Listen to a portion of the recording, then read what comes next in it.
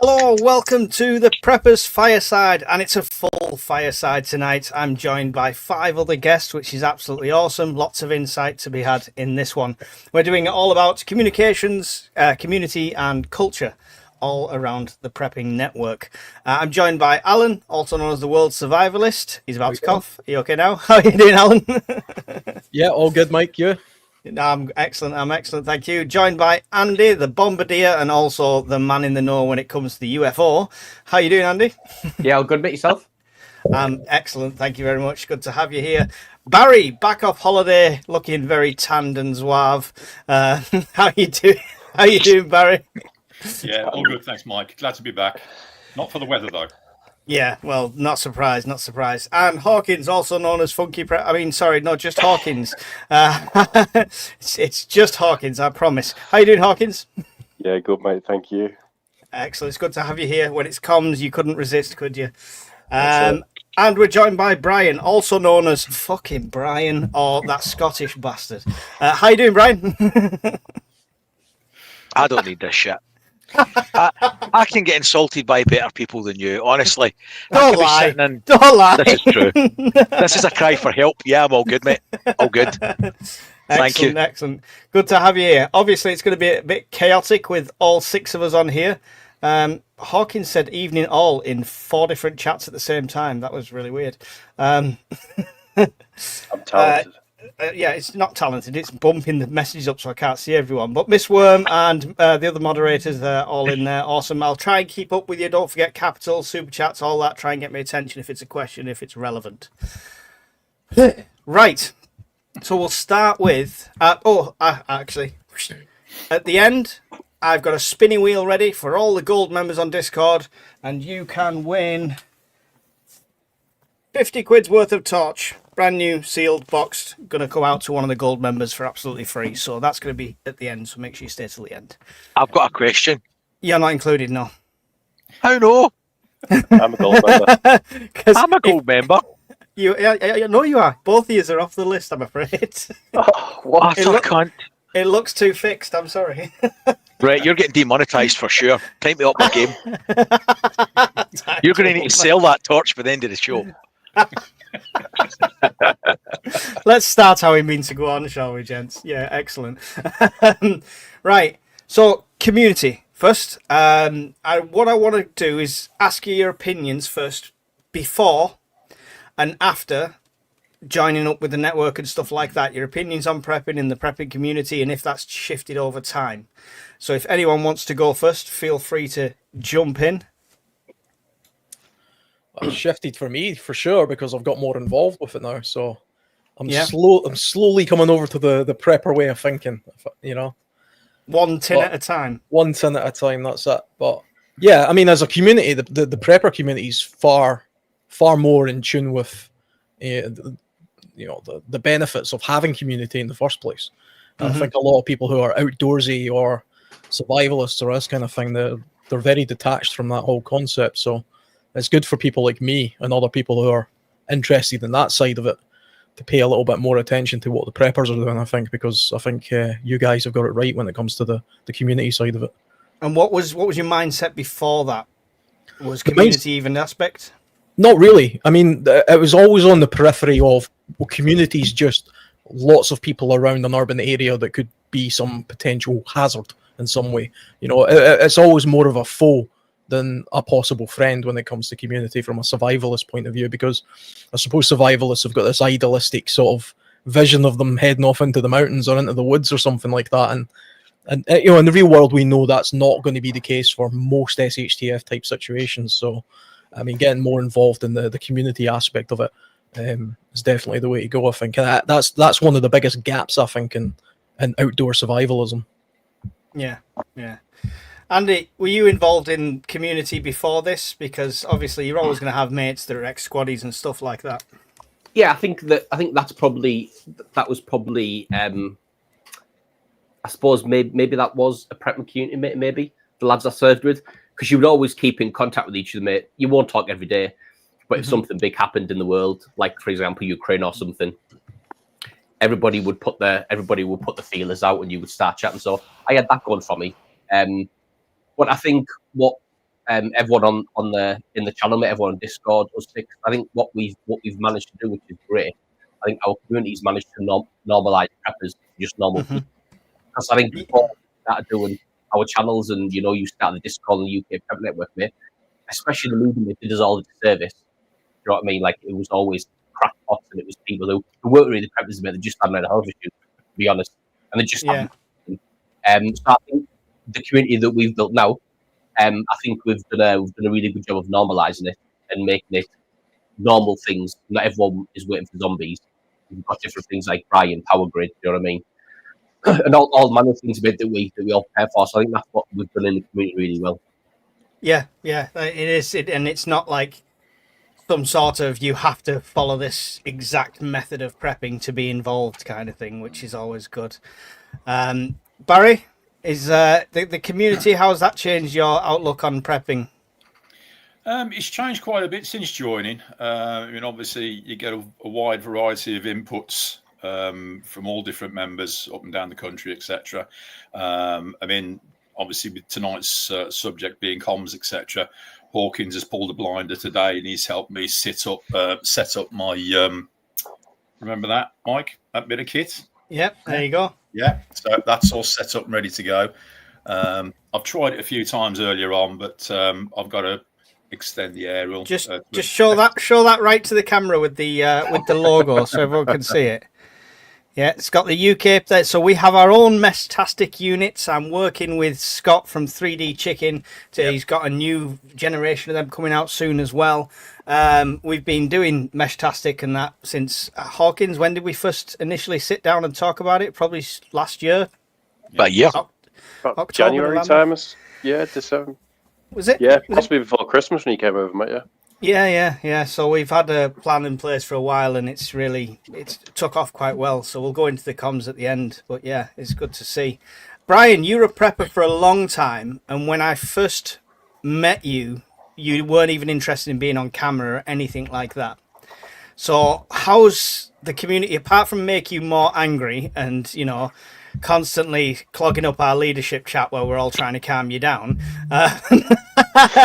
how's the community changed you, or how do you feel about the community side of things? In my defence, I've got a low tolerance for assholes. But anyway, that aside, unless we're sat here. that's fine. These are my kind of assholes. When I started the channel, or dipped my toe into YouTube, or seeing what was out there in terms of prepping in the UK, I was hesitant because in case it was negative connotations on me personally, professionally at work and everything in between. So I felt the risk versus reward wasn't there.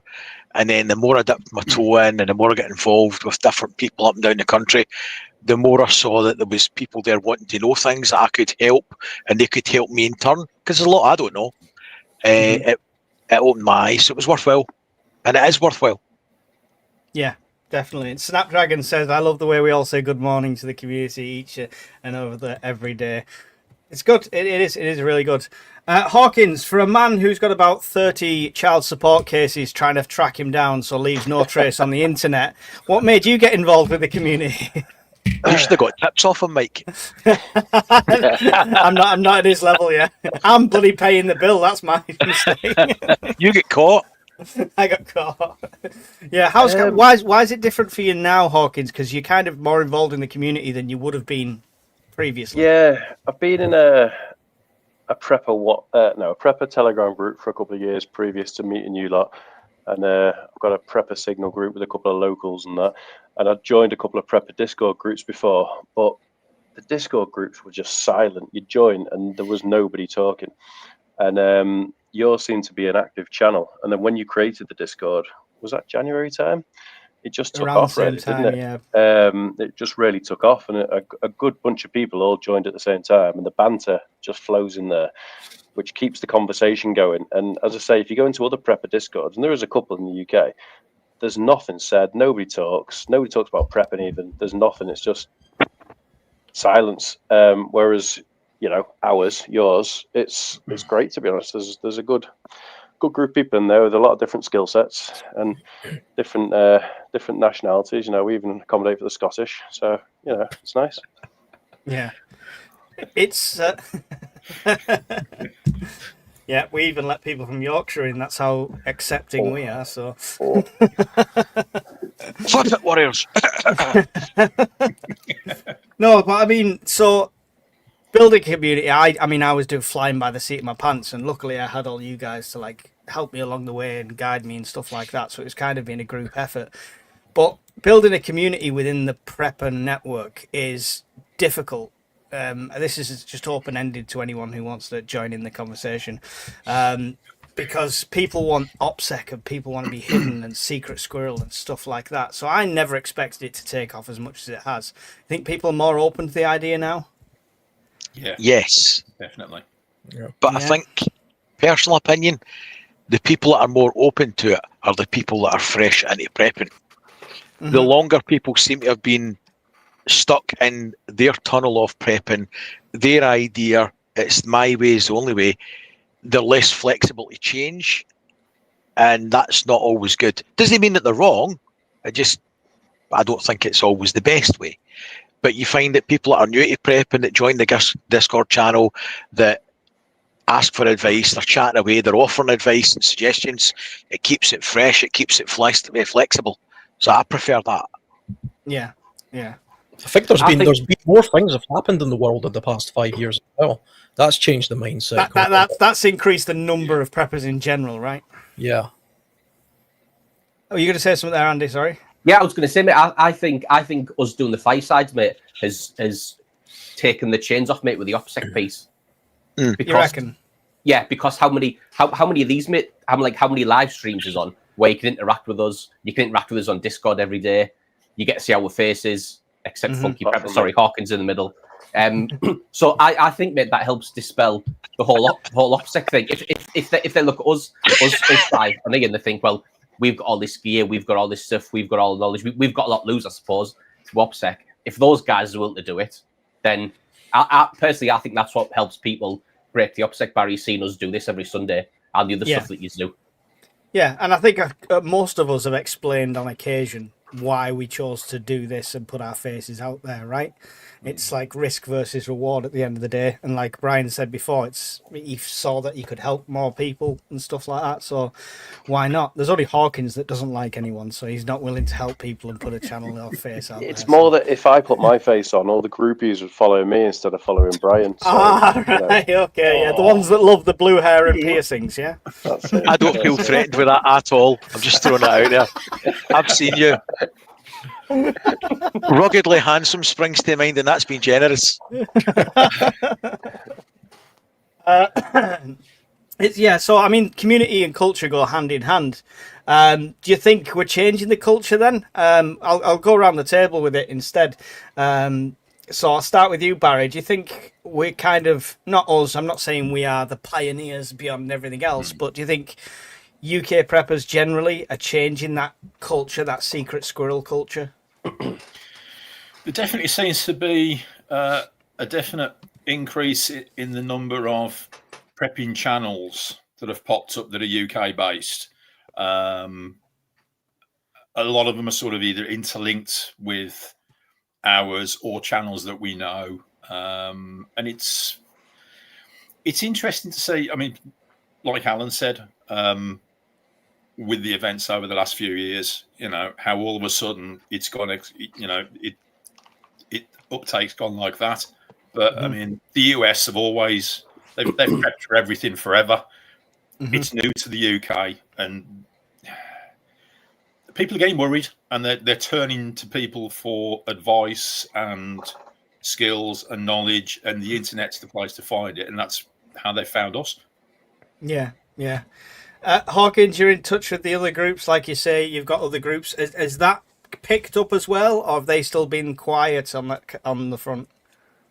The other Discord groups I've sat in are quiet, mate. Telegram groups reasonably busy, but I talk about prepping to most people that I see. The reason why I don't show my face on the internet is because I like. We know they'll catch up with you. CSA, they're an nightmare. I like to control who approaches me and knows I'm a prepper rather than a randomer turn up to me in the street like, you know, Brian and his groupies when you walk around Glasgow. I don't want that sort of attention. But yeah, even people, normal people in work and stuff, you know, people open their eyes and talk to me. But it's funny because people talk to me privately and they don't talk to me as a group. So I could be talking to a group of 8 blokes at work and they'll listen along and, you know, blah, blah, blah. And then people will talk to me separately and they'll be like, oh, so you're talking about that? What would you think about this? Or when the Spanish blackouts were happening, oh, I've been talking to my missus and we're thinking about getting this, this and this. What do you think about this? And, you know, it's all a little bit still on the private side. I don't want to talk about it in public quite as much yet, but I think those barriers are breaking down slowly. Yeah, definitely. Brian, do you see a culture shift on prepping in the UK? I mean, I know it's a long, slow burn and it's still a minority. But do you see it shifting with the stuff that's going on? I think it's in a three-way branch at the moment. You've got people who aren't interested yet because it's not hit them as an urgency. They're not motivated enough yet. They've went down this path. Mm-hmm. You've got us kind of in the middle that try and do a healthy mix of bug in, bug out, and embrace different things. And then you've got kind of, I'll call it older school, but my way or the highway. The first time there's a flicker of a light bulb in your house, they're running out the front door with an axe swinging out a Bergen, and they're making squirrel sandwiches. And if you don't do that, then you're wrong, right? There's got to be room for everybody, and that's between people that aren't quite there yet, that they feel they need to prep. Where we are, we think we're doing things the best we can, and then let's run for the hills and murder a squirrel. Bear Grylls. I think that's where we are. The way you said that, it feels like stepping stones. Does that mean we're all going to end up at that level, or? I think we'll come to an accommodation for the most part that everybody will be kind of in the middle, hopefully. But you'll always have somebody that thinks, well, my way is the best way and that's what I'm going to do, and that's fine. And you'll always have people that say, well, I don't believe I need to prep at all, and that's also fine. Because everybody's entitled to do what they think's best. I hope that the middle path that we're trying to go is the one that wins. Yeah, definitely. And I think we're doing all right. I think community will strengthen that as well, especially when people start to look at the zones and do local meetups and have people in their area. Because it's all right, us 6 thinking, oh, together us 6 would survive anything, but we're scattered across the entire country. There's no point. Unless a disaster strikes at a prepper meet, it's very unlikely we're all going to be together at that point. So building that community is great, because the more people we find out, I might have 2 or 3 near me that could be assets, you know. So we'd have been stuffed at the prepper meet. The power banks were floating, the tarps were blown in the wind, and Hawkins technically caught fire. We are not a good example. we survived it. We survived it. Nearly catch fire, Brian. It was an arson attack. It was an arse that did the attack. Oh, that looks expensive. I'll set my stove up 3 foot away from it. It was a good 2 meters at least. It was fine. And it was a tiny rocket solve. The flames aren't going to jump that far. I wasn't too enamored with his bucket. How fire works, you know. I didn't like your bucket. Oh, there's a C300 power bank. I'll just fill that with water and throw it in Hawkins' flaming tent. Never let this shit go, do you? Never let this shit go. No. But this is community. Harry, what percentage battery was your Meshtastic node on today that you bought off Mike? It was actually at 33% still. That's bloody good for him, isn't it? And how long have you had it, Barry? Yeah, but I haven't turned it on since you gave it me. Yeah, exactly. But it does drain life. It was about 70-80% when I give it him. So was it fog? Yeah, it was. I charged it up so we could test it there and then. Don't give me this. It worked, and that's what matters. It works. That's the main thing. So yeah. Right. Apart from preppers mostly being a bunch of twats on YouTube, Andy, what do you think of the culture of prepping in the UK?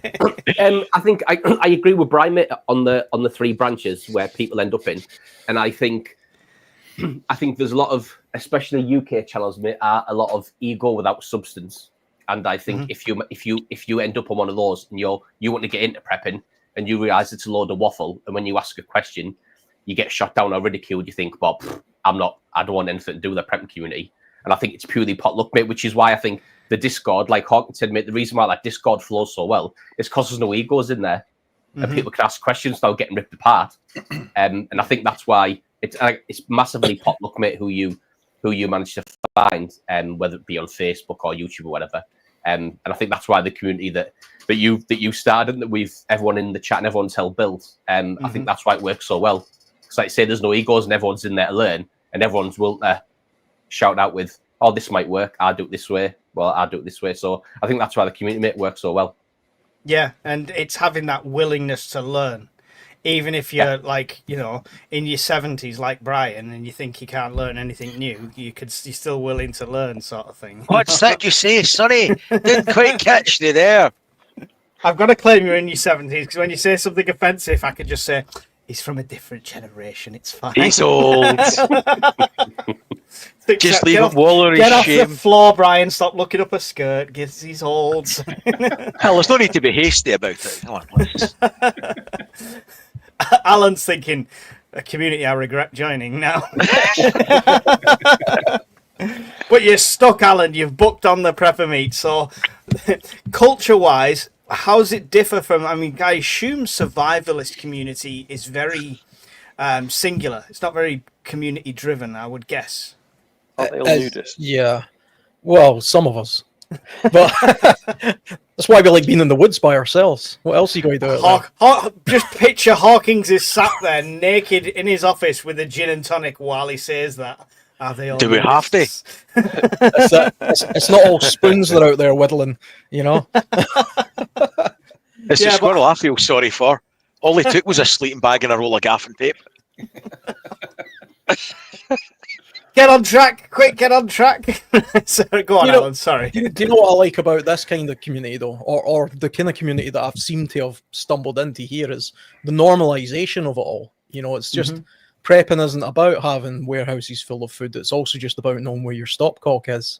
Your gas valve. You're preparing for the storm that we just had there, and taking it a little bit more seriously, putting a few things in place. And it might be a UK thing. That it could be this could just be the sort of UK way of doing it. And like Andy was saying, the people who have traditionally done it, the kind of egotistic type people who have, I don't know, maybe they're just, that's their thing. It puts a lot of people off.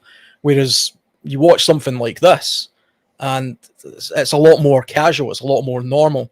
One of the things about the survivalist community, if you want to call it that, I suppose, on YouTube and things, I've seen over the years, most of it was American, and it went down a particularly bad route, in my opinion, because it branched off from being people in the woods showing you how to put up a shelter and demonstrate some skills, and then it either went down the road of a guy standing looking at a camera talking about his latest political view and his latest long-term prediction for why the Liberals are destroying us or whatever. And it didn't seem to have any real relevance, though, because it was just that day after day, and they kind of was got that away Mike? from the original thing. And I mean, and the other thing as well, this is particularly an American thing as well, is like the over militarization of the survival community, or their version of the prepper community. It's fine being in the military and things like that, or the law enforcement and stuff, but it's not a prerequisite. And to be honest, the more militarized I've seen it, guys stand with AR-15s talking about what they would do when the government turns on them. What has that got to do with anything I'm likely to do in life? Nothing. And it's so far away from the reality of what 99.9% of people are likely to encounter. It lost relevance. And it was a bit of a race to the bottom, because it wasn't good enough that these guys were like in the Marines. Suddenly they're all Navy SEALs or Green Berets or something. You know what I mean? You had to, they were outdoing themselves, and that became their badge of honor. It became I know what that guy says, but, I'm Delta Force, so everything he says is irrelevant to what I say. And survivalists fell into that trap in America, I think. So we're both attacked there, Andy. You for the military, me for my new studio. It's Alan's no holds barred, Alan, tonight. But, the happy medium where that stuff can come into the conversation, but be put across in a normalized way. and not the I'm a Green Beret, so I'm going to tell you exactly how you survive in the woods, even if that's got nothing to do with anything they ever did in the military or the police force or whatever they were in. You know, it's one of those things. And the political stuff as well. We talk politics because politics is important to prepping, because it's part of forecasting what's going on in the world. But do we really want to just stare at a camera for 3 straight hours talking about Trump? Probably not. And what's that really got to do with prepping? You know, that it hasn't really. Yeah, I just got a message off Mad Chick Acres, aka Chef Tech. He said, "Yeah, great. Attack the Americans while I'm not there to defend us." Listen, we're not attacking. If it wasn't for the American preppers, there wouldn't be a movement over here. It's kind of knocked on, and there is good American preppers. I think it's just different. It's different, and we recognise the difference. That's why we're catering more to a UK audience, maybe a little bit European as well. But we're very UK centric for obvious reasons. I think that's why UK channels are smaller as well, because there's a lot of UK channels that literally went, "Oh, there's an American prepper template, bang the stamp, put a British flag on it, and I'll just do that." And people got disillusioned with it because it's not realistic. But they got the followers because they attract an American audience as well. Whereas somebody who's catering just to the British people, it's such a niche here that, you know, you're only at a certain level always. So, but yeah, honestly, Chef, we're not having a go. We're not having a go. You're welcome on the open. Oh, Ration Nerd's in here as well. They're ganging up. Ration Nerd in the house. I was a prepper way before prepping was cool over in the USA. I have no doubt. Hi, Ration Nerd. Ration Nerd's awesome. Go and check out his channel as well after this. He uploads every Sunday, so you can watch Ration Nerd's latest video, have a break, have a cup of tea, come back and watch the Fireside. It's a great schedule for a Sunday. Yeah, okay. I mean, I don't know much else to say about the community. Anybody got any community points before we move on to comms? Because I can feel Hawkins twitching to get involved here. I've had my hand up for 10 minutes. Up what? Who's a lucky man? It's you, Brian. Only in your imagination. You leave Kermit the Frog alone. Right, okay, yeah. So, I mean, yeah, as far as the community goes, it's excellent. Anybody that doesn't know, anybody who's tuned in for this for the first time, where have you been? We do all our community stuff on Discord. We tried an experiment called Facebook. It was a bad experiment and we left it. So that is not us anymore. We are just Discord and our respective YouTube channels. All the guys on here have a YouTube channel. All the ones that you could see have a YouTube channel. So, and they're always linked and stuff like that, and so do many of the people in the chats as well. So you want to get involved in the community, please come on down. And one more thing, guys, Alan, you booked on the prepper meet? Yep. Yeah. Andy, you're going to the Scottish meet, aren't you? Yeah. Brian? Yeah. And Barry, you're on? Yep. Hawkins, are you risking the tent again? Yeah, I'm nodding, mate. Yeah, I'm not. So all 6 of us are going to the meet. Somebody put a comment before. Was it Polonium? I think it's gone off the screen now. But Polonium said basically it's going to be one of the biggest meets in the UK when we get there. So don't miss out. Miss Worm has posted the ticket link in there to get your tickets for it. So 3 nights of camping, not 2, because it's a bank holiday weekend. And we're generous, you know, for a bargain price in the summer. Right, comms. We'll start with what people already have. So, Alan, do you want to start us off? What have you got? We're just going to go equipment-wise at the moment. What have you already got comms-wise? Not very much, to be honest. Excellent. Andy, what have you... I'm sorry, go on, Alan. You really could just move on from that point there, because comms, I think I've said this previously before, it's the least thing that I paid attention to most, because as somebody who spends all these times hanging out in the woods, who am I communicating with? Nobody. It's entirely sort of a loner type enterprise, that kind of thing. So other than comms with my immediate family, the traditional ways, it was never something I considered until only the past couple of months and speaking to you guys and stuff. So I've looked into the Meshtastic stuff and things like that, and that's where I'll probably be going. I can't see me having CB radios and things, but I'll definitely have some sort of outside off-grid communication system. And So what I'm going that is, there was nobody in your life you wanted to talk to, outside of your family until you met us. Well, I mean, who would I be speaking to? This is the thing. It's survivalists are so so buried away in their own thing. They don't speak to each other. That's why you don't That's see the- any really big survival channels. That's apart from. But that's people the who- two C's, Alan. Community is nothing without comms, and comms is nothing without community. The two go hand in hand, or they don't work at all. Mm-hmm. Definitely. He's a wise old man, isn't he? Yeah. Mate, that makes You know, me shit, like, you could And, certainly you could certainly you have got good it on. community. You could go the Amish route, where everybody's But just we're building barns. speaking the old-fashioned way, to each other face-to-face type thing. But yeah, I mean, comms is important. I mean, and I lack in that department at the moment. So you'll be building a shopping list tonight as we're talking then. My shopping list is getting ever bigger. Every time I go on Discord and look at latest preps or something, that it gets ever greater and ever bigger. Excellent. Andy, what have you got in the way of comms? the only thing I've got, mate, I'm pretty much one step up from Alan. That's it. I've got some rare thing radios. That's all I've got. Which you know how to use. The only thing I want to move on to is Mesh-tastic. So I'm waiting for Hawkins to do all that work for me, and set it all up, do all that for me, and then I'll just put it up where I live. That's what I'm waiting for. I'll give him shit for 2 months solid, and then I'll ask him a favour. It's an interesting tactic, Andy. It's an Only 2 interesting months. Only 2 months. The system works. Tried and tested. Stockholm syndrome, innit? Yeah, Barry, you're breaking into the communication side of things now. You just showed us the awesome Mesh-tastic unit from 3D Chicken. So what's the communications like you've got already in place? I'm along the same lines as Alan, to be honest. There's not that many people that I actually talk to, and so when the events do happen, and I resort over to Mesh, by the time I've got set up with that and used to running that, I'm gonna get some other units and pass those out to the members of the family that I do want to speak to. They've got skills that will be useful in future events. So yeah, that's good enough comm setup for me, to be honest. Excellent. And you, like I say, you're taking the steps into Mesh-tastic as well. Anyway, Hawkins, you're going to be last because we might be here a while.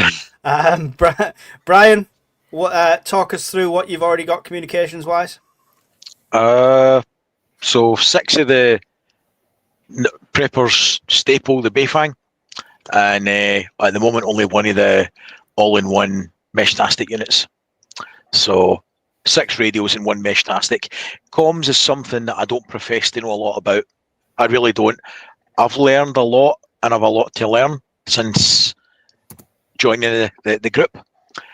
And I've only been dipping my toe in it for the last 6 months, and it's went to the back burner because I've just had too many other things to do.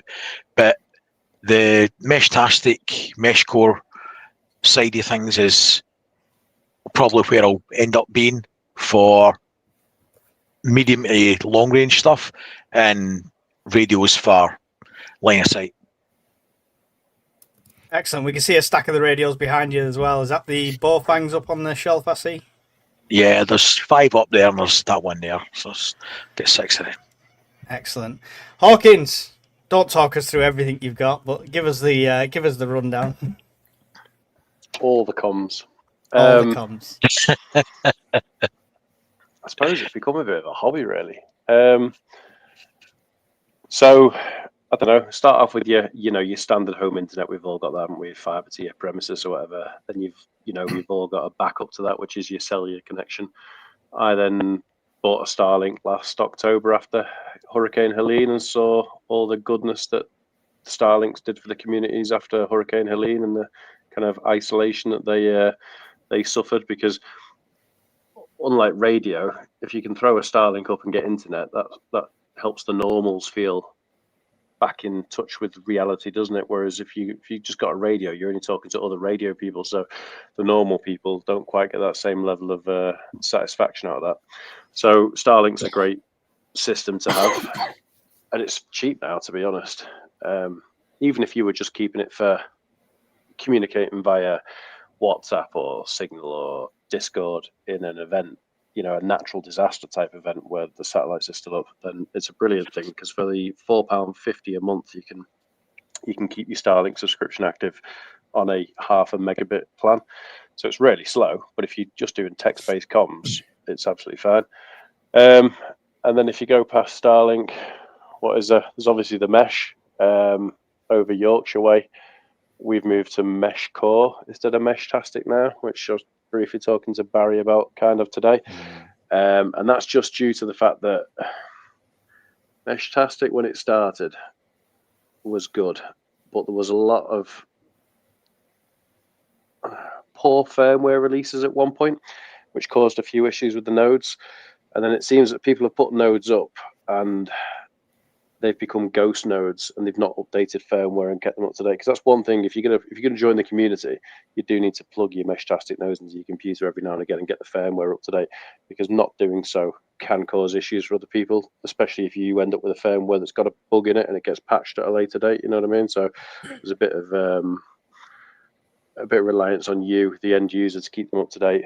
So we moved to Mesh Core, as just, if anyone knows Andy Kirby, it's his kind of baby, and Liam Cottle, some guy from New Zealand, just like Meshtastic, but much more reliable.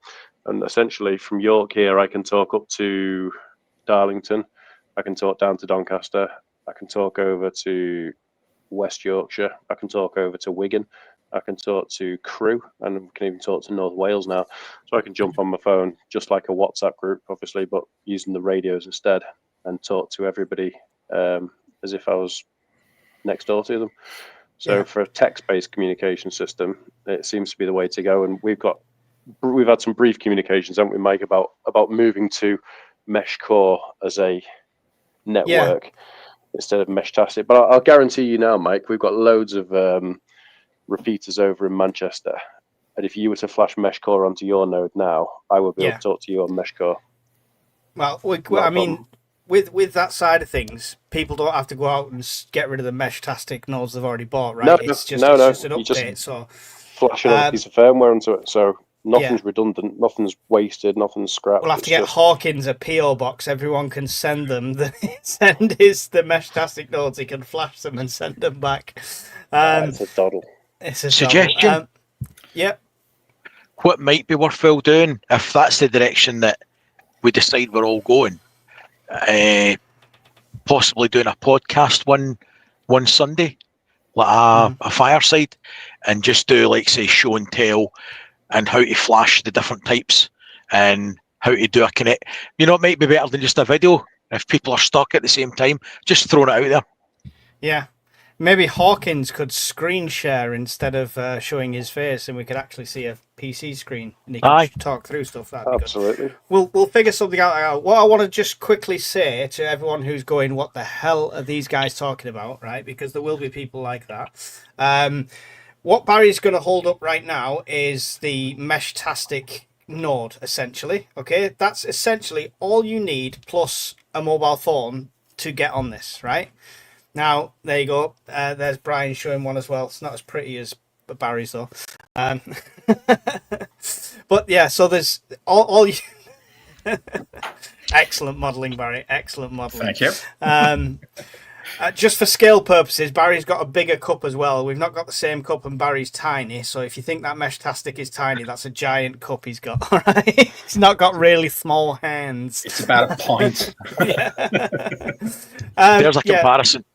There you go. There's a good example next to the little Baofeng there. So it's a node. Once it's set up, you've got it. You have your aerial in a decent place. You can have extenders. You can have it. You've got one in your loft, I believe, Hawkins and stuff like that. So it doesn't necessarily have to be outside the building. That's just leave it alone. Then it'll be on power. It's fine. And you're using a text messaging app basically on your phone. Super simple. If you can send a text, you can use it. All right. It's got almost like a chat room, which should be unique to the Prepper network, and you could send a message within there. So there's all sorts of ways that you can get involved, and it's not really high tech. When people start talking about it, it scares a lot of people, but it genuinely isn't. You're buying a single unit, you're syncing it to a phone. If it's for SHTF, do like me. I've got several phones, older phones, that sit in a box. A BlackBerry's great for it. Sit in a box, and you can then sync them to it if it's in the Faraday cage after the fact, so you've got an emergency setup there as well. So that's what we mean when we talk about Meshtastic. We've been doing it like for what, nearly a year now, nearly a year, and so it's getting fine-tuned, and Meshcore seems to be the way we're going. And we will release to the network a new communications plan really soon, when I can go and sit down with Hawkins and just cross some T's and dot some I's on that. I guess I was just going to say, see the low tech sort of aspect of Meshtastic. I'd never heard of Meshtastic until I joined, the Discord group and started looking into it that way. Before I heard about that, the only other thing I'd came across, my way, and the sort of survivalist type stuff was something called SOTA, which was, I think it's like a club in the UK of people with, high frequency type radios or whatever, and they basically summit mountains and then talk to each other. It's called Summits on the Air, isn't it, SOTA? So yeah. Bunch of radio geeks like myself will hike up to the top of a mountain with your radio and your batteries and blah blah blah, and then start playing radio. So you can do a bit of HF for your international stuff or your long distance regional, but mainly for like VHF comms. And they'll basically try and get a massive log in the book and get as many contacts as they can. But because you've got such a high vantage point and you've got your line of sight on side, because you're at 1,300 meters high, you get a great takeoff and you can get your comms out 50, 100 miles. Yeah, I remember the guy pitching it to me at the time who was involved in some survival type stuff. And, he was saying it's a great opportunity to have something because it gives you an excuse to go to these remote places. And if the world ends, we'd all be able to speak to each other type thing. But when I took a look at the equipment, you need bipoles and, radios that cost £900 or whatever and little packs. And it looked very complicated to me. I would have got my head around it eventually, but I've got enough hobbies. I don't need to be spending thousands of pounds on some other hobby. So when I joined the group and I first started seeing the Meshtastic stuff, that's probably more up my street, and probably more up most people listening to this street as well, I think, because it's a home base type comms. You can use it from your car without much effort. You don't have to climb a mountain. But you did. Didn't you climb a mountain the other day, Hawkins, to get another node up? We actually abandoned ship, mate, at the last minute. Did you? It wasn't because of the weather. It was because the place that we planned to walk from, I won't say where, it was basically as close to the mountain as we could get it with this 20 kilo node, but it's closed on weekends. So they closed the road off that leads round this reservoir and over to like this close place. I say close place, it was still 2 or 3 mile away. So you'd have to park your car an extra 4 or 5 miles back. So we basically just said, screw it, we'll try and find another vantage point to do it. So it's back to the planning stage. Is it a military training area? Because sometimes they open them roads and close them off at weekends when they use. No, it's not. I think it's because it's kind of narrow roads to get to where it needs to be. So they close it on bank holidays and weekends. And my mate only found out on that morning. He found it on Facebook, which I don't have. And I think it's because they must probably get cars backlogged up there and they can't get past each other and causes absolute chaos. So they just close it at busy periods. So either we do it midweek, Monday to Friday, or we find somewhere else to get up there. But it's on the to-do list. Excellent. So, right. Sorry, just got distracted for a second. Somebody mentioned the prices inside there for the Meshtastic stuff. Obviously, the one that we had with 3D Chicken was £125 with upgrades and downgrades on that, and you could change it and stuff like that. How cheap can somebody get this set up, Hawkins, if they just want to try it effectively, though? You can jump on eBay and type in like McGill microwave 868 megahertz antennas, and you can buy one for about 15 quid. And then you can buy yourself a cheap Heltec node for probably about 20 quid. Plug the two together with a patch cable, and for 40 quid, you could strap an antenna inside your loft and run a USB cable down to a charging plug and have a decent setup running in your loft for about 40 quid, mate. Absolute bargain. It's a no-brainer, isn't it? You pay more than that for a decent radio. Right. So, what's the downsides, I would say, for this? If it's something like an EMP or power cut and stuff like that, nodes are going to go down, right? So, how reliable do you think it'd be? I know I'm just talking to Hawkins here, guys. Jump in anytime you want. Sorry. How reliable do you think it'd be in that case scenario? Power cut, probably not an issue, depending on where you are. But most of the people who are into this no, let's say not say most. A lot of the people who are into this are similar mindset to ourselves, and they solar power them. And the ones like my ones that are up on hilltops are all solar powered, and they've been sitting up there for 2+ years now, nearly 3 years for some of them, and they're still running. So power cuts, not an issue. EMP, yeah, you're knackered unless you've got some sat to the side. Kane's just said there, the problem is how fast technology is moving. Soon mesh core will be outdated. And he's saying ham and CB for me. It does feel like radio's that timeless classic with stuff like this. People know it. I know you've got to take an exam if you want to broadcast and stuff like that, but people generally know if I press this button and say words, somebody's going to hear it. So, I mean, I would disagree with that. Go on. And I'll say why. So the generation that's coming up behind us, they're comfortable and competent with their thumbs sending text messages. They can do it without thinking, and it's their comfort zone. Now, if you go back a couple of generations when radios were the thing, and they're still in use as a thing now, the price point for radios is here. You know, decent radios with long range is here. The technology... Your hands off the camera, do you know that? So you're saying it's here. The technology's there. The price point's there, right? Yeah. The understanding how the waves propagate through the ionosphere and different things and how to get the best out of the system is also there, in my humble opinion. And I'm not a radio expert by any stretch. Feel free to correct me, Hawkins. That's where I see it. But with the mesh core stuff, that it can download a file and can switch on something, they're there, and so's the price point. Entry level for beginner, you could have a comm system that you could dish out to people within your locale that then propagates further by virtue of them having it on a medium that they're comfortable with texting with, albeit they can't hear, but they can see, they can talk, they've got that comms link, and they don't have a high technical knowledge, they don't have a high initial cost outlay. So for me, I'm not saying radio, I don't see Meshtastic being outdated, and I think radio will always be there and it's got its place. But for me, I prefer that because of those reasons. The level understanding required, the cost to get entry is so much lower. Yeah. You are right, Brian. A couple of things there, what you're saying. I'm a ham operator, and it's fucking expensive. It's an expensive hobby to get into, like probably one of the most expensive. And you go down a rabbit hole where you just keep shelling more and more money out for more antennas, more radios. That's on the person though, not on the hobby though, right? You can be into model trains and buy one train set, or you can be in model trains and spend your entire life's fortune on it. You can, but if you decide you want to conquer HF, and if you decide you want to be proficient at VHF and UHF, and then you want a mobile radio to go with it and a home rig, like a high-powered rig, the costs start racking up into the thousands very quickly. The thing with Meshtastic is it gives people a very reasonable cost of entry into communications, like Brian was saying. Pros to that as well. I'm a ham, and I very rarely speak on the radio. Voice-wise, like you're talking like once every 6 months, I'll jump on there, and that's mainly just to make sure my antennas and everything are working. I leave it monitoring in the background, but I'm just not a talkative person.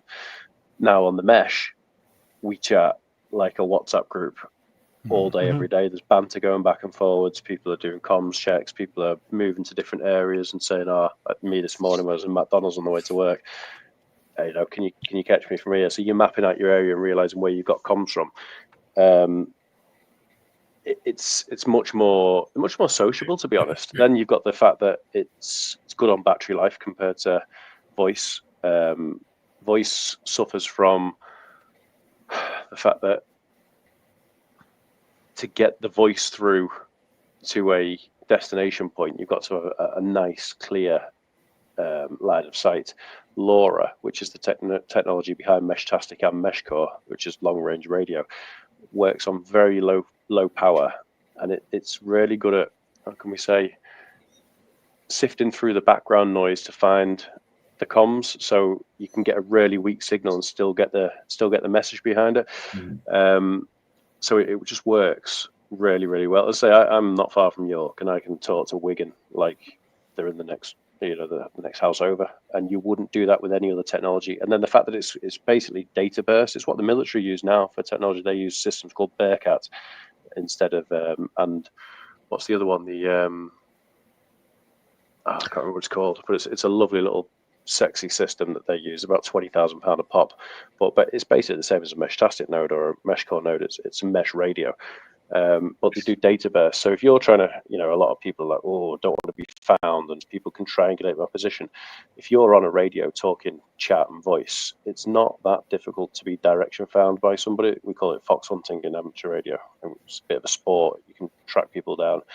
You just get a Yagi antenna, and it's pretty easy to do. Thing with data burst comms, your message sends in a snap, like literally speed of light gone. You've sent your 160 character text message through to whoever you're talking to. And you basically can't direction find that, not without some very, very, very expensive gear, which nobody's ever going to have. So it gives you a nice kind of security level to it if you wanted to in a situation. Yeah. See something Phil posted there. Do you mind if I answer that? Which one was that one? Relying on others. All right. Yes. Yeah. Go for it. Yeah. So, when the internet was created by DARPA, ARPANET, they wanted a robust system that was damage resistant, right?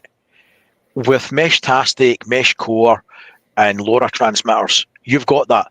If you've got, and I'm not dissing radio, please don't take it that way. I'm just trying to explain the mindset that I've got on this subject from a limited understanding as well. I'll say if you've got an HF set or any radio set, you've got one aerial, right? Going from point A to point B, assuming you're not going through repeaters or whatever. Because let's be honest, unless you're going through repeaters or you've got a really high line of sight, your radio's going to suffer from similar problems as your mesh core, right? But if one of those repeaters goes down or your antenna goes down, that single point of failure kills your net, if you like. But if you're using mesh core, it's much more resistant to damage and hardware failure because you're bouncing your packets off everybody else within that mesh. By nature of what you've built and what you've joined, you've got a more damage resilient system for what we're trying to achieve.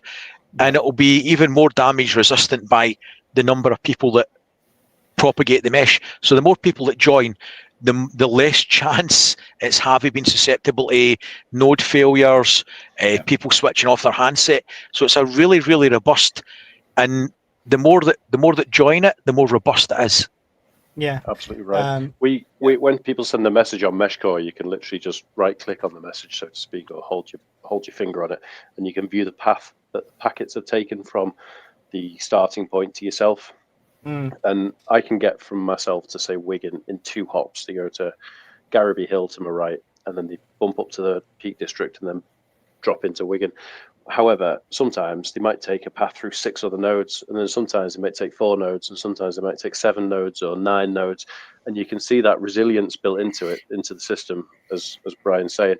And if 1 or 2 or 3 repeaters drop out, it wouldn't hurt us now. There's that many repeaters that got line of sight each other. And it's not just people putting them on hills like me. A lot of people just, as more and more people are getting into it, people sit at high elevation and they put nodes on the houses at high elevation, and it's just serving the community. Yeah. Works really well. Excellent. Andy, just want to wake you up for a second.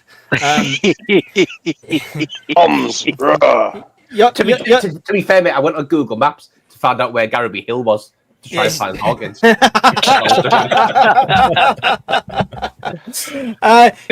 You're not an engineer, Andy. So with this side of things, you just listening to like Hawkins speak and stuff like that. I'm trying to play devil's advocate and trying to get the opinions of some people that are in the chat maybe vocalized. What kind of worries you, puts you off, or anything like that, or do you think it's going to be relatively easy? What kind of have you got going in your mind when it comes to stuff like this with comms? I think it's worthwhile, mate. It's just not on my. It's just not up high on my priorities of what I need to prep for. That's the only reason. Like everything, I agree with everything Hawkins says, man. It's a great thing to have. This great thing for people in the chat have. It's just not high up on my high up on my list, mate, to do. And like I said, mate, if Hawkins does it all for me and sends me everything to buy, I'd do it and I'd send it. I'd do it because I'm lazy. And he knows what he's doing. I'll sort you out. If you need to, Andy, I'm working up Darlington way at the moment. I can drive a bit further and come and set it all up for you. Oh, legend. See? So if he's going to do for me, I would do it. I'm just lazy. 100%, that's why I haven't done it. You too can book a Hawkins visit. Alan, you're not big on the comms, you said to begin with, and it's something you want to be getting into. Does all this talk scare you? Does it sound a bit too technical? I mean, please tell us, because other people might be in the same boat. I think there's definitely a very technical aspect of it. The thing about this kind of communication to me is, from my point of view, the first thing I wanted to do was get the actual network started first. Network with people. I mean, on Discord, on YouTube, guys like yourself, because then I have people to speak to. Then there's a point to me setting up some sort of other communication system. So we, in an SHTF situation, we could have a way of communicating with each other that's not just on a mobile phone or through the internet or through Discord, because presumably those are the things that are going to be down. Let's be fair with our government the way it is. We might want a way to communicate like that anyway. Yeah, I mean, definitely. I mean, there's lots of things. There's lots of reasons I can see why it would be a great thing to have some sort of slightly off-grid way of being able to just send a text message, which is that's what it sounds like to me. It sounds to me like an off-grid text messaging system, but that doesn't, but you have to be relatively local. But then, like Hawkins is saying, if he's in York and he's speaking to people in Darlington and stuff like that, I mean, that's a decent enough distance. The UK is not a very big country, so I'm assuming you could probably network with 2 or 3 people in your area, no matter how remote you are. Especially me, I'm in central Scotland, so roughly I think I could maybe even speak with Brian, if I had mesh core, mesh tac. I thought you were going to say if you had to. He did mean that.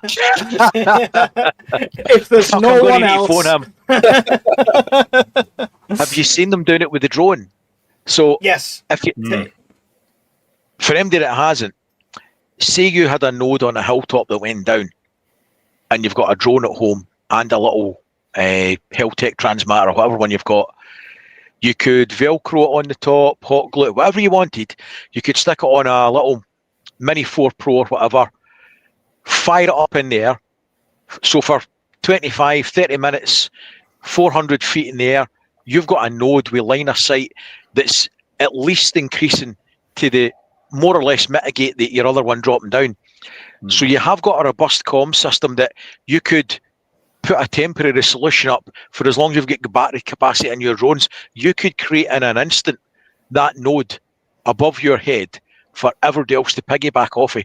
So from a prepper comms point of view, I think I'm annoyed because when I started looking into it, I was all pumped up and excited, and I've just had so many things on this year that I couldn't delve as much as I wanted to. Too many but holidays, I think it's it's a hard life, isn't it? Disney and then cruises. It's really difficult. I mean, you guys almost have the same problem as Brian. This is what a stressed person looks like. We've got a guy in our mesh group who's even he took an idea from me that he had by himself. He'd not heard it from me. But weather balloons, and tied a couple to weather balloons and set weather balloons up. And again, if you set a weather balloon up, it rarely gets out. When I jetted over to wherever it was, Canary Islands the other month, I took a node and stuck it in the airplane window. And I was getting 700 kilometers out towards Portugal and Spain and stuff as I was jetting past. And me. So that was, yeah, and you. Oh, that was from the satellite messenger, wasn't it? Got to test that out.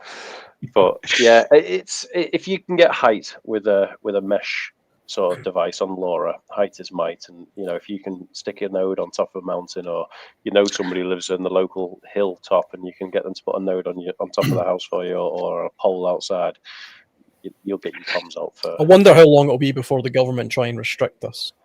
Can't have people talking. It sounds like a drug dealer's dream. This, you know. Yeah, It sounds like you could put free speech on there or anything, and nobody would be able to see or control it. You know. it runs on 868 megahertz, which is the ISM band, Industrial Scientific Medical, and it's a free band, unlicensed space in the UK. And it's used by the utility companies to take readings from smart meters and water meters, and zappy car chargers use it to communicate with the control station. It's basically anyone can use it. It's just got power limits on it and a duty cycle. So it's meant to be, I think, 10% duty cycle. So you know, 10%. Is that why Brian keeps sending me his meter reading? Yeah, that's it, mate. It's going in reverse. It's the Wild West, really, Alan, that it could never really be blocked now, because if it was blocked, it would cause absolute chaos for so many systems that are in play out there. So yeah, I mean, it reminds me, because I heard something recently on the news that there are some people with old electricity meters that rely on a radio signal. Yes. And Yes. and they're turning that off. And they think that's going to cause a problem. I don't know anything about radio, but I can just imagine if there's a frequency band out there that's, can be controlled or turned off or something like that, if it's seen to be redundant or like used by crazy people like us and drug dealers. They need to jam it, and they need to jam it everywhere. So they need to have powerful transmitters blanketing enough area to kill the bandwidth. And, we haven't got the power on the grid to power them. it will Think cause about chaos this. with that many systems that it wouldn't be practical to do. Yeah. Say you're the bugging out scenario, and you've got a couple of families, and you're bugging out into the hills or whatever. Your radio, as chances are, unless you've got line of sight with all the ground clutter, you're not going to have good comms. However, if you've got your little hobby drone with you, and everybody's got a mesh core, you could fire it up, giving you instant coverage and be able to talk to everybody for miles. And also, you'd be very little issue getting direction found on it as well. So it's for all things to all people. It's quite exciting, actually, quite nerdy. I like it. You're right, it is quite nerdy, but anyone who's like a bit tech phobic, we've had people that didn't know how to use Discord when they first got on there. It can be relatively simple as well. Yeah, it can be it can be relatively simple as well. Barry, you're just setting up for the first time and stuff. Is it boggling your mind, or is it relatively easy, do you think? I decided I was going to bite the bullet and go down that rabbit hole. And as I say, Hawkins has taught me through setting it up over the Discord this afternoon inside a couple of hours, and that was just setting it up. He said basically now it's a case of just getting used to actually using it.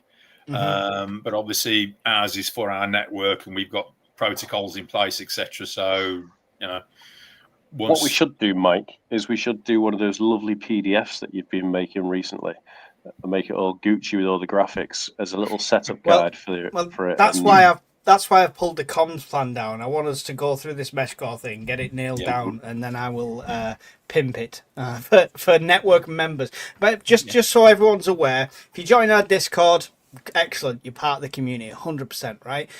But you need to join the members area. Look at the rules. It's free to do. It doesn't cost you anything. You need to join the members area to then start to see the access to stuff like this, where you become literally part of the network and get more heavily involved. It's worth doing. It doesn't cost you a single penny. It's just sending some information over so everyone's secure that way. So make sure if you are interested in it, you join the Discord, look at the rules, become a full member, and you can get access to that. Can I make a quick point on that? Sorry, Barry. Go on, mate. You first. See, when you said that it's free to join, somebody had posted something on one of the lives the other night saying, when we were talking about Discord, he insinuated that the only reason that we're trying to get people to go on Discord was for financial reasons. I'll tell you right now, that's a crock of bollocks, and nobody has to pay a penny to join Discord in the member section. Not one fucking penny. So that's an absolute lie. That walloper's been banned off my channel and booted off the Facebook group as well before I left it. That's a goddamn lie. We might be guilty of a lot of things, but it's absolutely free. All you do is look at the rules section, be active, and you can join the members section. It's very simple. There's no financial bars, so that's an absolute fucking lie. Sorry, mate. No, well said, mate. Absolutely. But yeah, I mean, anybody who's sort of thinking about joining the Mesh Core, Meshtastic setups, etc., there are loads of videos on YouTube for beginners, setups, etc. I've got a long list of them that I've got to start ploughing through, so as I really do know how to use this bit of kit. But you can get books off Amazon as well for a couple of quid. If you're interested, just spend a little money on some books, get your knowledge down, and watch a few videos. And then if you decide to bite the bullet and get a unit, contact Mike. He'll put you in the right direction to get a unit. Yeah, I mean, so I don't make a single bit of it. Unlike my Amazon links, you know, guys, I'm fully open that I make pence and stuff off the Amazon links and stuff. 3D Chicken, when he first set all this up for us, he said we could do it based on commission, stuff like that. And I flat up just said no. I said, whatever you're going to give me, 10%, take it off the price. So I don't make a single penny off that. So if you go to there, buy the units, excellent. It's got our logo on. It's really cool, and it helps out somebody that helped out the network. However, like you said, Hawkins said, if you're on a budget, like a lot of us are, go on eBay. Go on, you know, stuff like that. There's options out there, so we're not tied for you like spending money on this with us in any way, shape, or form. He did us a favour, so we do him a favour by sending people there. It is good quality stuff. The cases are awesome, but you make your own choices. You know. Options and choices, that's what it's all about. So I think one of the things quickly as well that kind of appeals to me about it is I like the idea of having options and choices. It's another little thing that you can have in your arsenal of getting information, in your home hub. So I've got this routine now where I am just now, this is like my spare room, but I have like 4 or 5 news channels that I periodically look at. I open Discord to see what's going on there. There's 3 or 4 YouTube channels I take a look at. There's a few places where I harvest my daily information, as it were. It's kind of like my version of getting the up-to-date news. If I had something like Meshcore or Meshtastic, I would just include that into my daily sort of hygiene, comms hygiene of what's going on in the world. And that would be my off-grid version of doing that. So that's the thing I'm lacking, is there's no off-grid. If all the power goes out in my house just now, or the internet goes down, all of the things I just spoke about there are gone. And I'm just relying entirely on word of mouth or something. The thing is as well, Alan, if you get into one of these systems and it's popular in your area like it is where I am now, don't get me wrong, there was no one when I first turned it on 3 years ago. I didn't find any other contact in the entire UK until some videos were released by Andy Kirby and things like that, and it started taking off. But it only takes a couple of weirdos like me, which there are more of me out there that I've met through the system, who take communications far too seriously.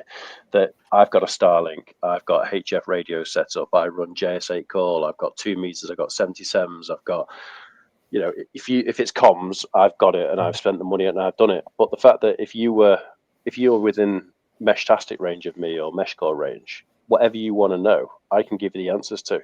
So, and I've met some preppers through Meshtastic, it was back in the day. I've got one who lives 50 miles away on a hilltop, and I think we both very similar. He's got Starlink, I've got Starlink. We can chat on 2 meters, we can chat on 70 centimeters, we can chat on PMR, we can chat on HF, and we've got about 7 or 8 different forms of communication between us. But he's like me as well, and he's got like a local area of people that he can service. So if you've got a link into this kind of geeky sort of mesh, then there's other people like me in the background who can do the heavy lifting and supply information to the normals, if you know what I mean. So it opens doors. How dare you call me normal? Sorry, I wasn't referring to you, I was referring to Andy. Can I just mention Andy became it's not his comment, but Andy became a member before, so thank you, Andy. I didn't put it up on the screen, but really do appreciate it. I think you might be the same Andy that just booked on the Scottish Prepper Meet as well. I might be wrong, but an Andy has just booked on the Scottish Prepper Meet as well. So if you did, you're in for a treat. It's Brian Unfiltered for 3 days. That's all it is. That's how we pitch it. You're trying to get people to go? Once met, never forgotten. But right, okay, can we let's just push Meshtastic and Meshcore off the table into the bin for a second, and we need to talk radio because it still has its place, I believe. I'm currently looking at CB, which people will roll their eyes at. Hawkins is literally rolling his eyes at me now, I'm sure. But it is becoming a dying thing, CB. Like there's less and less people on it, but that's the kind of reason I want to pick it up. Potentially, maybe not as a network-wide thing if there's not many people on the network, but there might be some people on the network. There is a section about channels on that on our communications plan, but more for family and people that I'm going to travel to and having the unit in a vehicle. So I'm looking at CB as well. Anyone got any, apart from Hawkins, anyone got any experience with CB in the past or currently or an interest in? Barry, you're nodding. Go ahead. Yeah. When CB first started coming out, I got myself a little handset because when I lived back with my folks, we got a main motorway less than 1,000 yards away from the back of the house. So I used to pick up all the truckers using their CBs off there and used to chat for hours and hours. CB is a great piece of kit. You know, I mean, as an additional comms unit, perfect. Yeah, definitely agree with you. I'm staring at Brian's eyes and reaction when you said I pick up truckers because he was dying to jump in. I know he was. He was dying to jump in. What are you wearing, rubber duck? Over. Rubber glove, not rubber duck. Do you have a rubber ducky, Mike? Says Gatling. I have starred some of your questions in the chat, guys. We'll come to them at the very end, so we might repeat a few things, but don't worry, I've not missed them all. I'm just having a coffee made.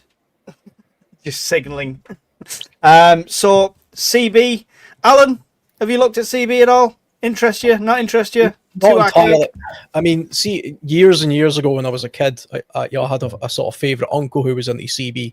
And, I remember him having it all set up in his kitchen and thinking it was pretty cool. And he had this gigantic antenna out in the garden and all that kind of stuff. But to be honest, there's a story involved in this. I had an old uncle who had an antenna and he showed me in his kitchen. It's like a fucking intervention group now. Everybody's got a favourite uncle like this, have they not?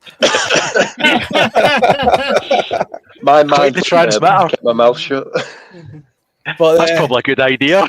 No, I mean, see, other than that, I actually thought CB had kind of disappeared. I thought that was something that truck drivers generally had. No, it hasn't. Nobody else had it. But no, not much experience at all. Go on then, Hawkins. Why not CB? Why are you rolling your eyes at me? Thank you. I'm not saying not CB. I've got a CB. I've never once in my entire life heard anybody on it. Which again isn't necessarily a bad thing, but it's 27 meg, isn't it? It's a bit more ionosphere dependent. It's low wattage. If you chuck a big amplifier on it, CB operators in America sit there pumping kilowatts into it illegally and boom signals out over to the UK. So I'm not saying no. I'm just it's not my preferred choice. It's not my alternative. It's not my contingency. It's not my emergency. I wouldn't even bother. You said it's shite, Mike. Read between the lines. If you want a license-free band to use, I'd go PMR. That's. Yeah. But PMR is PMR more restricted on range than CB? Technically, because it's UHF, so it's line of sight, versus CB is HF because it's 27 megahertz, so it can bounce off the ionosphere, but with such low power as your standard units, having the right sunspot conditions, like we're in solar maximum now, as we go to solar minimum, CB will become next to useless. Plus the thing with CB is it's all, antenna length, isn't it? It's all about length. So if you're on 27 megahertz, your antenna's got to be a lot longer than it has on PMR. So fucked. Yeah. Such is life, Brian. Such is life. Once again, God, you have shit in me. Size does matter. Your antenna length has to be tuned precisely to the wavelength that you're broadcasting on, give or take a little bit. And the closer that antenna is to the specific length that's required, the better your SWR, so you can project your signal further and better. You get all the power out of it instead of bouncing it back towards your radio.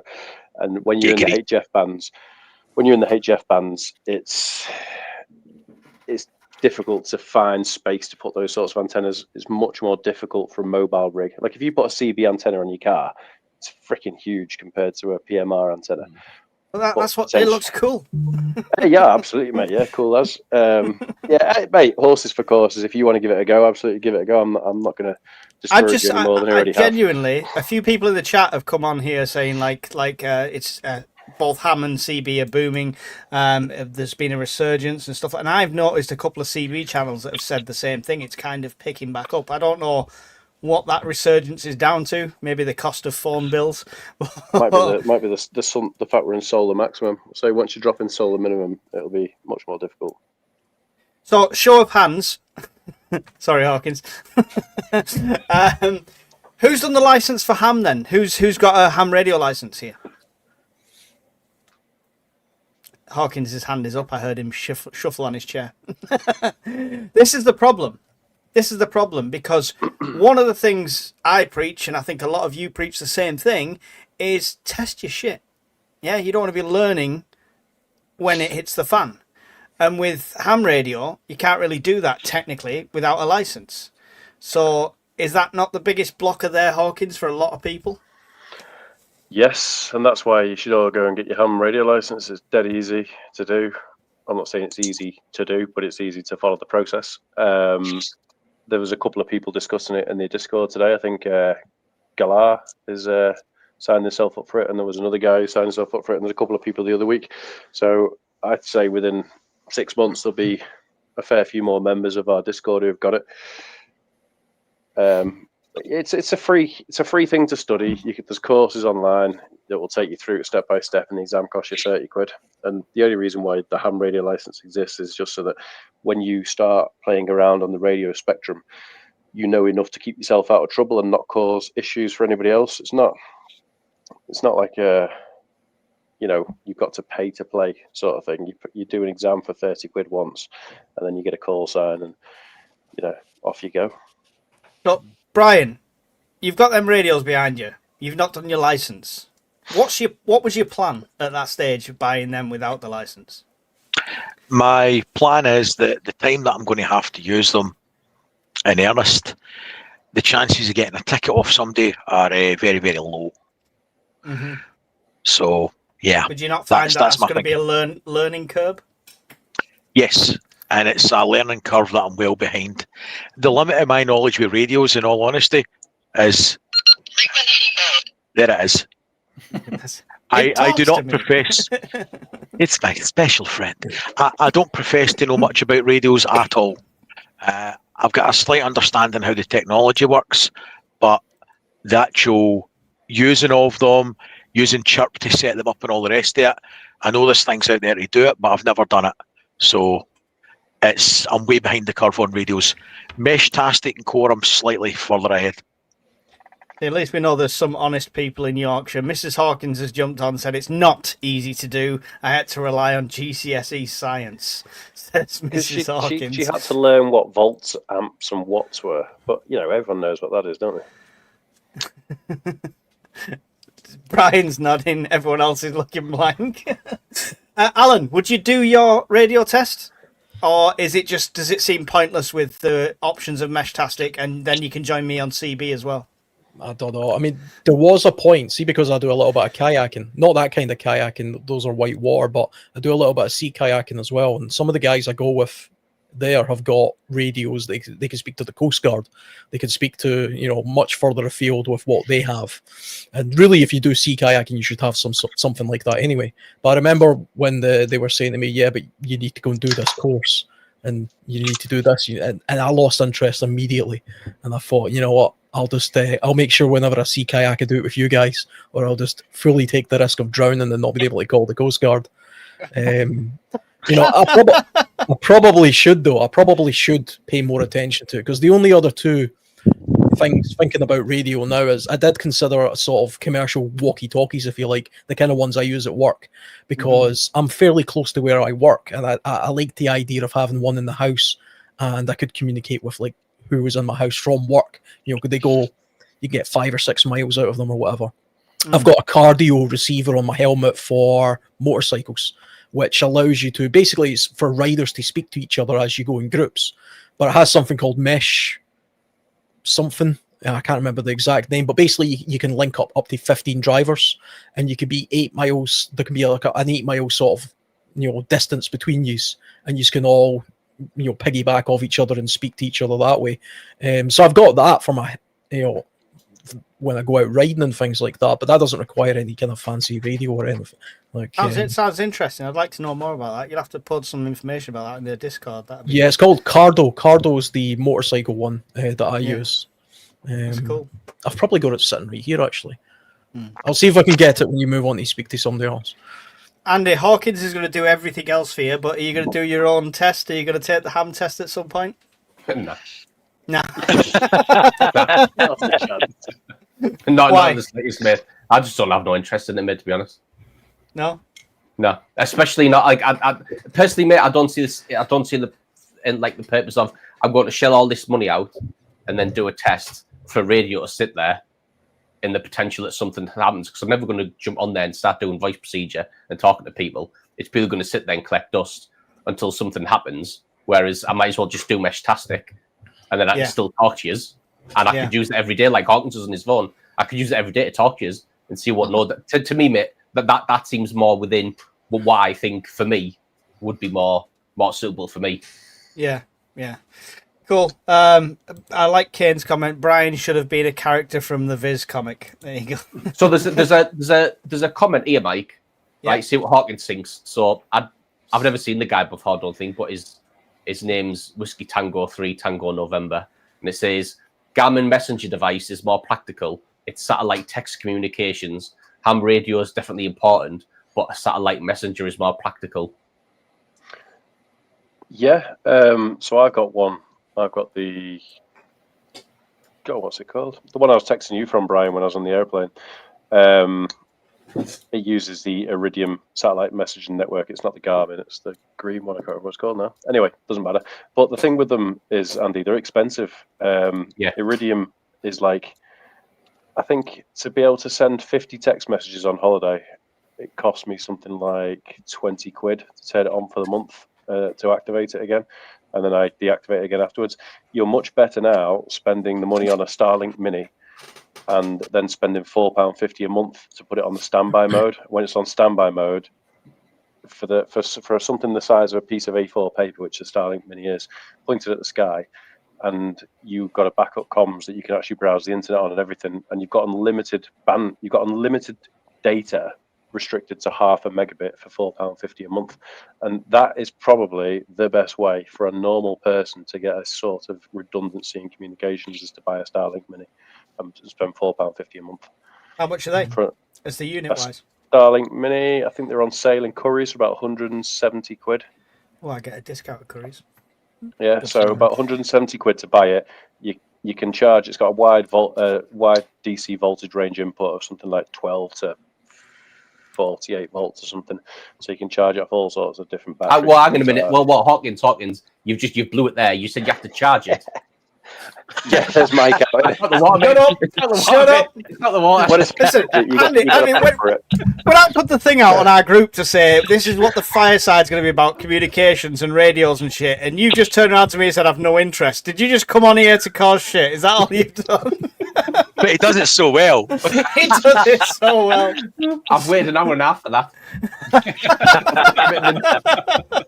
Totally worth honestly, it. for a standard normal person, if you want a backup form of communications if the power grid goes down, is get a Starlink Mini. 170 quid, pay £4.50 a month, and you've got unlimited calls via Wi-Fi, unlimited text messages, unlimited data up to 0.5 megabit of bandwidth. You can't beat. Can I just say, in case anybody that my family's watching this, my birthday's kind of mid to end of November. If they're looking for something to get me, I don't actually have a Starlink Mini. I'm just throwing it out there. I know I asked for a new shotgun, but just if you are thinking of something to chip in for, I'll get you the Temu version. It's fine. It's about £23.60. It's fine. It should work. It'll be all right. Today in central Scotland, a guy's house caught fire. Okay, yeah, no Actually, thanks. I've seen what you do with Temu products. I'm not going to send you that. Where's my claw hammer? You got one side of the country, Andy's grinding them to bits, and the other side of the country, Brian's hammering them with stuff. So, right, one more quick round table based on this, and then we'll come to your questions in the chat because we are getting on for time here. And the question's the same question I had at the start, but any minds changed?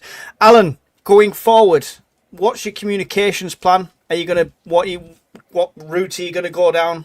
Multiple, etc. I think my communications plan is going to be down the Meshtastic or Mesh Core, whatever you guys decide. I mean, this is the thing. I'm kind of holding back a little bit, and I suspect other people in Discord probably are as well. You know, if hardware won't change. It's just the software environment. Yeah, I mean, I didn't know that until literally this chat. So I knew there was two there, and I won't be the only one. There'll be other people as well. So that'll be the route that I go down, and I'll set it up in here first of all, and that'll be my sort of off-griddy type thing as well. Just quickly as well, because I was talking about it. That's the so on a motorcycle helmet, that's the little cardio device there, which is really just I don't know if you can see it that well on. Yeah, you can see it, mate. Yeah. Yeah, there it's there. It comes off, and basically it's integrated, so you've got like a thing you can speak to here, and it uses something called mesh. I googled it and then lost it again, but it basically connects up. So that's a very low tech sort of way of communication between a group. We should get that for the preppers meet. So anyone that's involved in organising meet is running around with a helmet on. That would just be great. It's better than t-shirts. Stormtrooper helmets. Yeah. I mean, somebody talking about the InReach stuff as well. It reminded me as well. A lot of hikers I run into in Scotland use Spot. Which is, I'm not sure who makes that. It might be Garmin or something like that. And you can use that like a text messaging service now as well, where you can text message through that device to somebody at home. The thing that put me off that though is it's a monthly subscription, and I thought to hell with that, because I'm not really in the absolute depths of the wild so often that I'm willing to pay a subscription for something. But it's popular among hikers anyway. That's what I was talking about. Mine's called Zolio. No, I remember what it was called. Sorry, I was just going to highlight something there that was very interesting to me. Starlink, you can get an adapter to power it off, and Makita 18-volt battery. That's good to know. That's interesting. Only the battery's charged.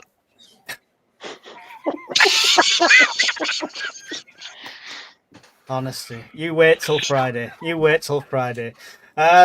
Andy, going forward, is your plan purely Hawkins comes and sorts all this out? Is Meshtastic the way that you're going to go above anything else? Yeah. Well, I mean, mesh, with Hawkins as well. Just saying them, I've spoken before about Starlink, mate. I've wanted Starlink for a while now. So with the fact you can get Starlink and then you can use that to keep your Meshtastic ticking over, it just seems like a logical option, mate, for me to go Meshtastic. So that's my plan. My plan moving forward, mate. Yeah. So Meshtastic in the first instance, then Starlink not only as the backup, but a way to keep that updated as well. So sounds like a really sound plan there. Barry, you're obviously on the mesh route, but what's your communication plans going forward after speaking? Is anybody going to join me on CB or not at all? We can pick up truckers together, Barry. That doesn't sound creepy at all. No, not at all. I'll definitely be getting a CB. And then long term, I am looking at getting a Starlink as well. Obviously, you know what my long term plans are, similar to yours.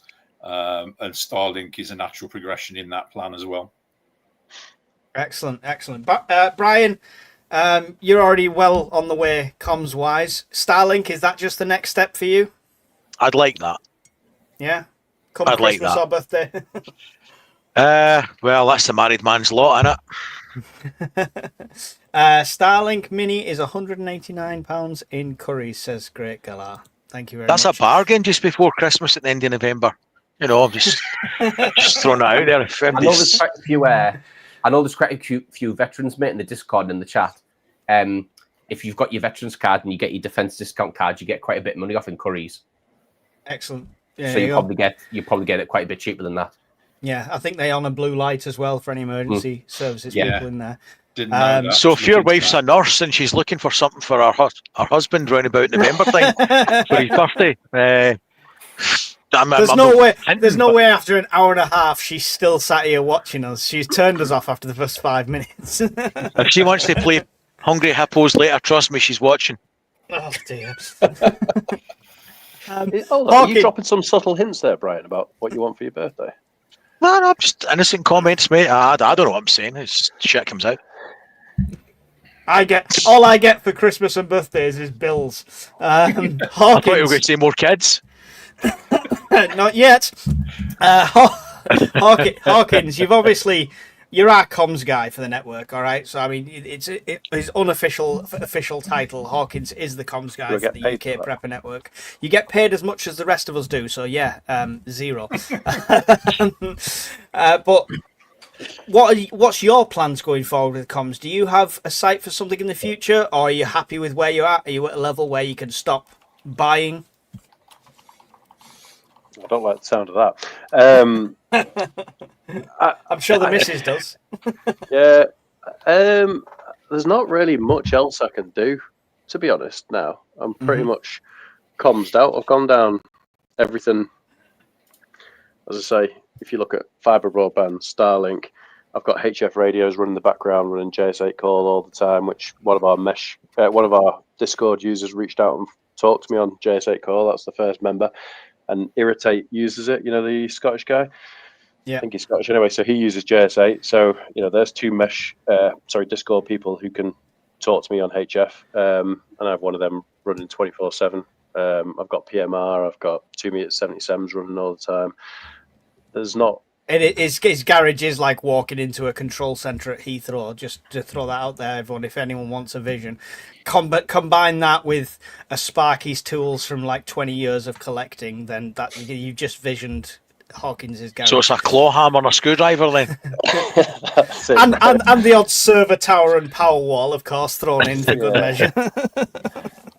So yeah, there's not much else I can really go down apart from buying more expensive radios as time goes on. But what about a BBS for Meshcore? So Meshcore doesn't need BBS because Meshcore has room servers, and that was one of the good things about it. So on my little node on Garraby Hill, I actually have 4 radios in that one node. 3 of them share one antenna, and I run Meshtastic on long fast. I run Meshcore on standard, and I run Meshtastic on medium fast. Medium fast for my own local comms, long fast to recruit people over to Meshcore, and then Meshcore to service everybody in the area. And then I run a room server, and the room server is from Meshcore, and it's called PrepperNet. I might rename it to UKPN.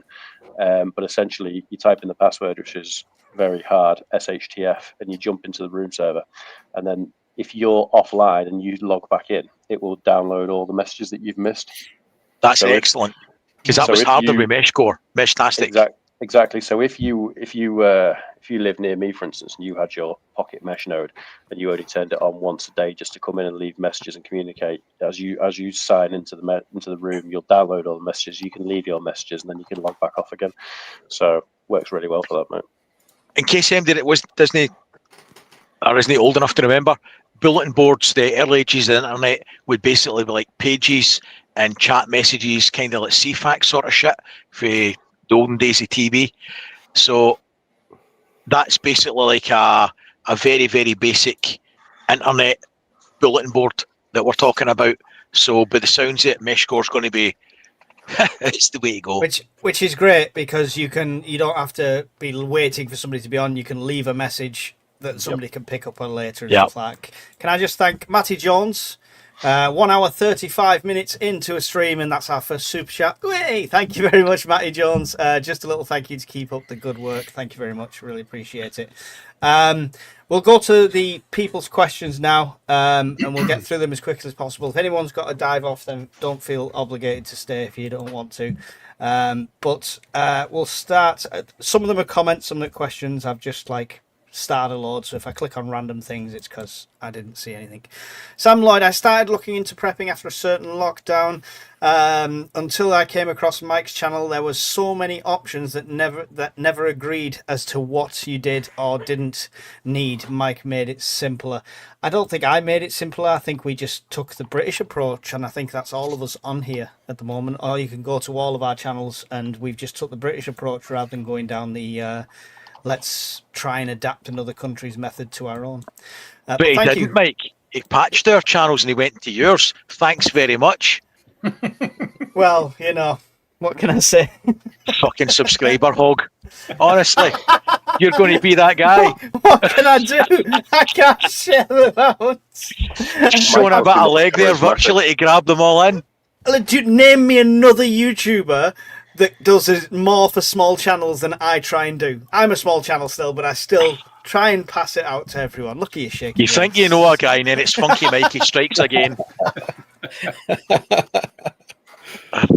Fuck you! I'm just I'm going only to start kidding. doing day X updates every day. Sod the Fireside. Grass Monster 3. I think more people are prepping because of inflation. But they don't think of themselves as preppers or think to look at prepping channels. They're just stocking up. This is it. And this is why I think some videos hit and some don't. When you're mentioning preppers, they're not really searching that. But if you talk about the cost of living and you talk about food prices, they kind of hit with different people. So you're right. It's the terminology. It's that stigma of the word prepper as well. So yeah, thank you for that. Are us Brits more stiff upper lip than the Americans? I mean, Yes. yes, yeah. Oh, we've got a yes from Andy. We've got a no from Barry. There's start a debate going on here. Are we stiff upper lip anymore, Andy, or are we just scared to say anything so we don't get arrested and thrown in prison for a tweet for a year? Probably 50-50 maybe. Yeah. But we're definitely more stoked than Americans are. Definitely. And you couldn't convince me any other way. There we go. We'll have to get. I'll have to have a UK versus USA Fireside and get some of our American friends on. That'll be interesting. Thank you for answering that one, Andy. Appreciate it. Dave said, "I think a good proportion of the UK folks get a bit overfaced with a lot of the US approaches. This is a much better format for Brits. It is because." Don't get me wrong, there's nothing wrong with the US prepping channels and the US approaches in the US. You've got to prep to your environment. Like, if I moved to South Africa, where Guardian's from, I couldn't prep like I do now. It would be a whole different story. You've got to prep to where you are and to your means as well. Hi, I got a CB ham radio antenna outside plus handheld, and I have backup Wi-Fi, Starlink, and walkie-talkie. Elusive's on the ball. He's got everything. He's going to join me in the CB club. One of us. Yeah, it's the CB club. One of us. Yeah. Still got my old cab radios. Does that count? Says Magic Acres. Yeah, definitely. All comms count. All comms count. We saw Kane's comment before for the how fast, so I'll put that up. Miss Worm, question. I have no one within 200 miles of me that I want to talk to, apart from carrier pigeons. What options are available to me? Eat the pigeon. Darling. She's got a cat, hasn't she? It doesn't matter about your neighbours though, right, Hawkins? How far can you? What's the mileage you're reaching now? I know you named a few different places, but what kind of mile are we talking on mesh core? Due to a few strategically placed repeaters on hilltops, about 120 miles I can go. Right. So you just got to be less picky with the people you talk to, Miss Worm. That's pretty much the gist of it. But in theory, in theory, Hawkins, if you've got 120 miles, in theory you could get further, couldn't you? If you do the same thing again. Oh yeah. If you were to put them on every hilltop, well, mountaintop in the UK, yeah. Is mesh core same as Meshtastic for the limited number of hops? No, so I don't know what Meshtastic is now. I think it was 7 back in the day. Yeah. Mesh core can do 64 hops. Oh, nice. We should try and make it a goal to link all of the zones. You know, a long-term goal of the channel. Link every zone. There is issues with this. If you bring every man's dog in the country together, you will run out of bandwidth. So because LoRa, the protocol that you use on 868, is very low bandwidth, it is very low. By bringing so many nodes together, you can overload it and bring it to a halt, essentially. So that's why one of the things Mesh Core was good at from the start versus Meshtastic, because it came around on the popularity of Meshtastic. It was designed to be very low in telemetry packets. So one of the things Meshtastic was doing, it was sending out adverts all the time. It was saying, oh, look at me, I'm here. Oh, look at me, I'm here. Oh, look at me, I'm here. It was sending out your battery voltage. It was sending out your GPS coordinates. It was sending out tons of background telemetry, and that was bogging down the mesh. So Mesh Core from the start has been designed to be very picky with what it sends out. Like it'll default only an advert, I think, once every 12 hours to say, oh, look at me, I'm here. So if you send a message, it'll go instantly. But all that background sort of telemetry isn't bogging down the network. And that's one of the key things that's being good about Meshcore versus Meshtastic. I literally sat next to Hawkins and said, I'd love to be able to link all the zones together. I pretty much said that. So we it'd be kind of nice. could, though, if we cheat slightly. So you've got Meshcore for short to medium range, and then linked with Starlinks across. Yeah, because the Starlinks don't go point to point. Yeah, we've got options. I just want an excuse to have a big map of the UK in this room, so I can say I'm speaking to Zone 1 right now, or Zone whatever. You know. You mean like the ones on my wall in the garage? Yeah. Definitely. Andy's laughing. What's happened? No, because you said you said we've got options, and I was like, "Fuck off! Don't say it. Just leave it at options." he prefers the word choices, so that's why. You got to have choices and options. I don't know if we even answered that last question. Hopefully we did. Can people steal nodes? If in the wild, do they cost a lot?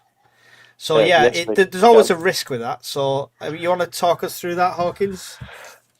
Yeah. So I deployed a stealth node when I first started on the local hill, and that lived out its life until I found a better place and approached a landowner, and it's in their back garden, essentially on a hilltop. I've got another one that's on another hilltop that's, I suppose, in public view, but it's off the edge of the hill, so you'd have to be a bit silly to go walking there because there's a chance you'll fall off the edge and have a nice death. So that's where that one sits, and nobody's touched it since. But I've got a friend of mine who had some up in the Yorkshire, not the Yorkshire Dales, the Peak District, and two of them got cut off the back of posts. They were steel cable tied to the back of like a post with a little antenna on, very small, discreet sort of things. And someone came and stole them both, cut the steel cable ties, and took them. So, but again, cost is all subjective. It depends how much and how bulletproof you want to make it. My biggest, most powerful node, let's put it this way: it's got a 1 kilowatt, 1 kilowatt hour LiFePO4 battery in it, and that was 200 odd quid. I mean, can you not just stick a £1 sticker on it that says high voltage, danger of death? and some people have done that. I saw some Manchester lads have posted some pictures of doing that the other day. So people 3D print cases for them and do them nice and cheap. It really is how much do you want to spend. You could spend probably as little as 50 to 70 quid to make like a hilltop node, up to probably what I've spent on one of mine, which is probably 800 quid or something like that. But it just depends how the reliability you want, how secure you think it will be there, and how long you want it to last if there's a nuclear winter. Yeah. So the answer is yes, definitely people could steal them, but it's the same as starting off in the first place with your actual own node and your phone. It's how much you want to spend. It's entirely up to you. You could go really cheap, or you can just piggyback off everyone else's. Alan, you've got 3D printers, if I remember rightly. Is that right? I've got a friend who's into 3D printing, so yeah. I mean, if I was to go to him and say, print me up this, he would do it, no problem. Good to know. I think I mentioned this to Brian as well. If we needed something like that, he's got quite a few. He's got a little bit of a side business. He does a lot of Ghostbuster type stuff, weirdly enough, for charities and things like that. So he's always 3D printing bloody Ghostbuster guns and things like that. It's pretty cool, actually. But, who are you going to call, though? Him. for everyone offended like me that Alan just said Ghostbuster guns, he means proton packs. All right, just so you're out there, Fun fact, by the way, I body doubled for the Stay Puft Marshmallow Man back in the day. Just throwing it out there. I don't like to boast about it, but it's true. They must have used an awful lot of white paint. Well, you know, I went to the same place you get your suntan, mate. I just went in the buff. There's no way somebody waxed you to that level, so I don't believe you. White Adder has a question. Hawking's question: can the mesh cases be Faraday EMP protected somewhat at manufacture, then sold as buy and forget as such? I have no doubt you could stick it in some sort of Faraday box, but the buy and forget is an issue. Well, it was an issue with Meshtastic. Is it still an issue with Mesh Core? It will be. Yeah, you've got to keep the firmware update on them and practice with them, really. But yeah, you're right. You can't manufacture the device to be EMP proof because it's got an antenna, and antenna needs to be able to radiate and pick up frequencies. So, but yeah, you can stick it in a Faraday bag. I've got Faraday bags down there. Just throw it in one, but yeah, yes and no. Up to you, up to the individual if they think it's a valid concern. I don't. I do like how you said down there, like, and you've just literally pointed at something. Yeah. I have no doubt. Yeah. What you could do, by nature of the cost of them, because they're not that expensive if you're just buying the little modules, you could have your nodes up and running and still have a bag of spares. It's not going to cost you a fortune. And if something does fry them, right, you could still run around and change, because the antenna's probably going to be okay. It's probably just the chipsets that are going to be fried. Probably the MPPT controller, battery, maybe the BMS, but you could certainly run around and replace them all because the price point's doable. Yeah, for a rack board, like a rack 4061 or whatever it is, which I think are the best, and a battery, you can probably get them for like 45 quid for a 10,000 milliamp hour battery and a rack module. So if you wanted to, stick a couple of them in Faraday bags, and as you say, there's your backup. Yeah, you could rebuild your network in an afternoon. Excellent. Yeah, quicker than BT could do it. That's a cert. Thank you for that. Appreciate the question there, White Adder. Hopefully that helps. Another one straight for you, Hawkins. This should just be the Hawkins show. If you have any work Gatwick way, I'm setting up a ham shack plus other systems that you can do. I promise not to take the piss too much like Andy. So there you go. So next time I'm down in the area. Yeah, if people want to sponsor it, we'll organise a Hawkins tour of the UK. I'll come along for the free, Coca-Colas and stuff. But yeah, let us know. Hi Andy, really enjoyed your what to take to war type video. Any chance of a part 2? Would you take a Kelly kettle?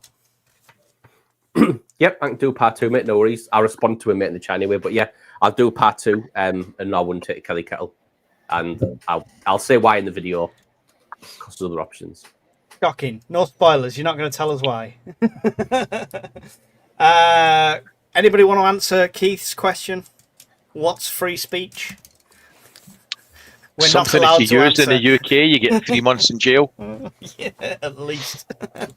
It's a free holiday. Yep. Yeah, so that's why it's appealing to some people. Most people can't afford 3 meals a day like you get in prison. It's great. Would a church tower be okay if you live within half a mile? I mean, a church tower for a mesh node would be pretty awesome, I think. Yeah. There is people who have ask permission, please, and yeah. a lot of places generally will let you put them on, but there is also things I've seen where people have made Meshtastic nodes, put some strong magnets on the back of them, and then carried them in with a drone and stuck them on the side of water towers and things like that. Oh, I like that idea. Where that's happened. We need to do this. This needs to be the only downside to this is getting back to them. As I say, you've got to update the firmware periodically, so getting back to them then becomes an issue. But people have done that. Could you have a remote electromagnet so you could turn it on and it drops off? I was thinking about trees, but you'd maybe lose just in general. While you guys have been talking, I've just been thinking about trees. Oh, the oak trees, they really get me going. Look at that bark. I'm going to get me a knot. Like I said, when I'm out in the woods, it's not just spoons I'm whittling, it's all them trees. But yeah, you'd probably sap everywhere. it probably wouldn't work from a solar point of view when I was thinking about it. So I don't know if that would be an option. But at the same time, I've got a node up near Catterick Barracks. It's not in the barracks; it's near there, and it's battery powered, and that's been up there for 4 months now, and I think it's down to about 50%. So I'll go and drag it back at some point, and I'll throw a solar panel and stuff on it next time for deployment. It was just a test node originally, but it's linked all the Darlington and Stockton-on-Tees and everything area to the Yorkshire mesh. So now it's proven its worth. I'll deploy something a bit better. Yeah. Excellent. Gatwick Scuba said, does anyone have designed for 3D printed to print housings? I'm sure they're out there. I don't know. They'll be out there. They're definitely out there. Yeah. Maybe something to investigate and throw it in the mesh section in the chat. That one. So I don't have any. Do you anything you've ever printed your own, Hawkins? No, I've stayed away from 3D printers. It's another rabbit hole that I've tried to avoid going down for now. Until you ran out of comms to buy stuff. Yeah, there's only so many hobbies you can have where you've got a young, expensive baby and childcare, isn't there? So, No idea what you're talking about. Philip asks the sensible questions as always. Why should vegetarians take a ham test? Yeah, thank you. I don't know what to say. I'm a HGV driver. I have a CB radio in all my vehicles. Surprising how many people are still out there. It's coming back. Join Mike on the CB crew. Let's put Hawkins down. Dios, who also is one of our friends from across the seas, who has an awesome channel as well, so go and check his out. You Brits need to move to West Texas so that we can form a new prepper survival supergroup, and we'll call it the Brit Texans. There we go. Sounds love good. it. I'd love to. I'd Yeah. snap his hand off. Yep. Yeah. I'm there tomorrow. look how loyal we are to this country at the Yeah. moment. We're all just like, get us the ticket. Dios, get us the ticket. They'll be there. Wow, I didn't expect that response so quick. Zero loyalty. It's your fault, Starmer. That's a knock on my door. I'm just looking down because I was 60 behind to see if there's any other questions. Has anyone noticed any? Oh. Yeah, Steve had a good one, mate. Where is it? Where that was about Barry. Steve had one. Didn't he? Yeah. Barry looks like I'm the guessing T-movie Barry's version seen of it. Holly from Red Dwarf. It looks like what? He looks like for the fuck's T-movie sake. version of Holly from Red Dwarf. If you had a black shirt on, Barry, that would be perfect. That would have been great if you were just a floating enough. head. please do Thanks, that Griff. for next time. Just come on next time going, no, Dave, they're dead, Dave. They're all dead, Dave. Everybody is dead, Dave. Excellent. Brilliant show. Constructive. How does weather conditions affect this technology, says South Downs Prepper? I assume if your node blows off the housing, that would be the only thing. But Hawkins? Yeah, it doesn't really. The only time you'll see a bit of an issue is if you had a really weak signal into a repeater and you had the antenna inside your loft, then the rain on the outside of your roof tiles could attenuate your signal and reduce it enough that you might not get out your comms or receive them in.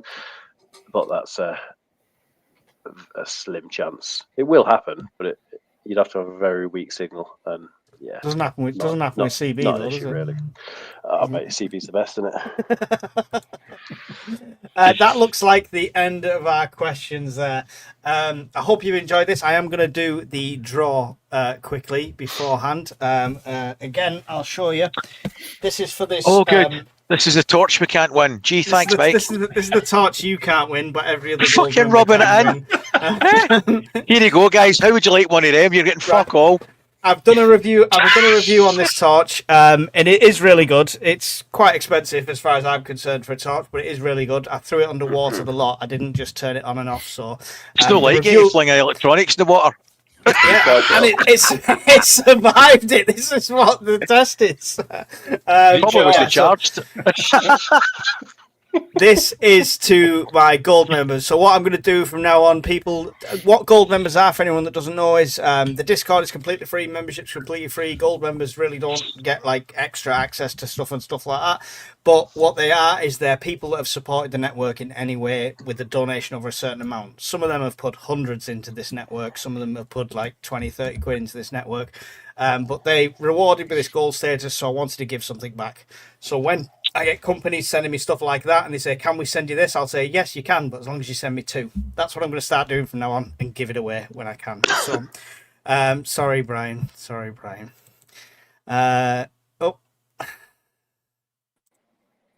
add you all back to the stage for a second and then I can do it properly. Now he's kicked us off. Fuck's sake.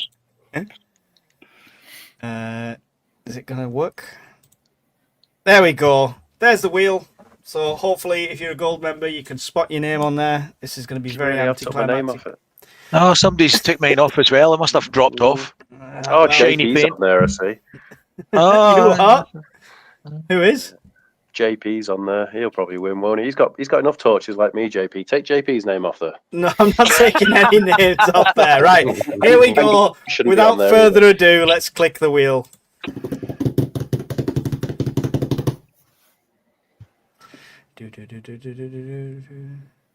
Oh, oh. oh. Is it stopping? 3. It's stopping. There we go. Gappy's Adventures. Absolutely Congratulations. brilliant. Yep, congratulations. Get in touch with me. Send me a message with your address and stuff like that via the Discord or via the email, whatever you want, and I'll get that shipped off to you this week. And enjoy. The box is still sealed, so if you open it and it's not charged, that's not down to me. All right, just throwing Shockers. that out there before Andy gets it in before me. Look at him rolling over. So yeah, hopefully Gappy's in here. I don't know if anyone can to say if he's in here, but. Soggy box, flat as fuck. Gappy's written in the chat. Send it to Hawkins. He doesn't want it. Sound. No, he definitely didn't say that. Yeah, still here, Gappy's Adventures. Hopefully he is. Anyway, that's it. We spoke about the community. We can't say any more than all 6 of us recommend it. Anybody who's joined it recommends it. In the space of a year, we've had 2 people, Brian, that maybe had to be taken out the door. And it took a lot to do it. Yeah, and it really did. It really did. We're very tolerant people. And some people have left off their own accord. But other than that, it's been absolute bliss compared to 2 weeks on Facebook, which has been a nightmare. The Discord's run smoothly. So come and join the Discord. Nobody's joined it and regretted it as far as I've seen. So yeah, get involved. Go on, Brian. Oh no, I just meant I joined it and regretted it. That's all. That's only because people hound you 24/7 for solar supports. If There you is a need bit of solar support, join the Discord and message Brian. Whatever it So is. Any time of day. A night or day. Yeah. If he's not answering, message me. I'll give you his phone number. You fucking won't. I'll give you his address. Hawkins, you best not say anything. We've all got pictures of you. You don't want sharing. Right. Alan, any final thoughts on any of our subjects tonight? Culture, community, communications, and your goodbyes, please. I just think it's a good idea to get into some sort of community like this and stick with it as much as possible. I think it's got lots of value, and then like me, from there you can get ever more connected with the tech and the comms and all that kind of stuff as well. But just start by seeing what other people have got to say and things like that, and that's pretty much it. Excellent. And if you're interested in survival advice and seeing Alan out in the wilderness, go and check out World Survivalist. Awesome channel. Andy, any final thoughts and goodbyes to everyone?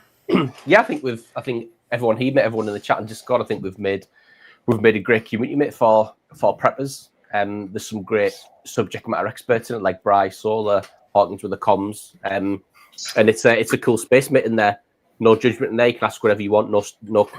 The only stupid question is one that you don't ask. So yeah, I think we've all done well, mate, to get it up and running. And if anybody hasn't joined the Discord, it's definitely worth it. It's the only place where, as opposed to other prepping channels, you've got direct access to everyone that's on here.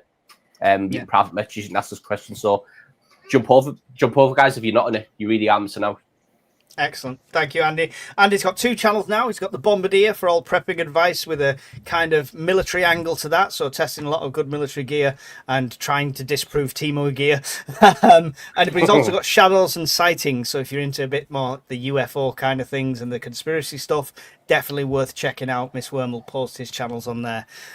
Thank you. Barry, any final thoughts for everybody in your goodbyes? No, it's been a great episode again tonight. Thanks again for having us, and everybody's input has been great. Learned a few things again, and look forward to doing the next one. Excellent. Barry's got channel Brown Coat Prepper UK. Great channel, prepping from a very starting point, somebody new to it almost, and starting to take the off-grid journey as well. So worth following along. Learn from his mistakes so you don't make them yourself. That's the best way to do any of this. So go and check out Barry's channel, Brown Coat Prepper UK. Brian, any final thoughts and goodbyes? No, really, mate. Just what I said earlier, that I think the two are the same. So if we communicate, we build community, and if we build community, we build communication. So that it's the same thing, and it's a good thing. So yeah, that's it. And thanks for watching. Yeah, go and check out Brian's channel. It's a bit of everything, including a very disgruntled fish. And if you think, what the hell's he talking about? Well, you're just going to go and have to subscribe and find out for yourself. The fish is a cunt. There you go. Brian's got mental problems, but it's worth watching. Hawkins, you don't have a channel, so there's nothing to promote there. But any final thoughts? Because it was kind of a you-centric second half to this Fireside. So any final thoughts on comms, as long as it's not bad-mouthing CB or Coca-Cola? I need to apologise to Irritate, because I thought he was Scottish for some weird reason, and he said that he's not a kilt-wearing Pepsi Max drinker. So, apologies. How offensive. Yeah, compared to Brian. No, I just encourage everyone to get some sort of form of communications, whether you're just picking up a shortwave receiver so you can listen to emergency messages, or like an FM receiver, or get a mesh-tasted node, get a Baofeng and learn how to program it to PMR frequencies, but get something so you can start learning and jump down that rabbit hole, and then get your license if you find it even a little bit entertaining and fun and want to take it a little bit to the next level. Study for your ham license, because all you're doing is learning about technology, becoming a bit of an engineer like Andy likes to have as his friends. And all you're doing is bettering yourself as a person, aren't you, by learning a bit more about something else. So yeah, just encourage us to get your license if you can, and then yeah, that's it from me, mate. 73. Excellent. Thank you to Miss Worm, our awesome moderator, chief moderator in there, and Evil and all the other moderators in there helping out. She also has a channel. It's not prepping related. It's something a bit different. If you want scary stories, both classic and original content, please go and check her channel out as well. Show her that love and support that she does for us, and doesn't charge us a penny for it. So thank you very much, Miss Worm. It's really appreciated, everything you do for us. Yeah, I think that's it. All my links are below. If you're new to prepping, there's a new guide out as well, so go and check that out. Other than that, we'll see you in the next one when I find the button to click. Bye, everyone. See ya. Bye, guys. In the glow of embers dance, we've prepared for every chance, living simple, living true, with the dream we all pursue.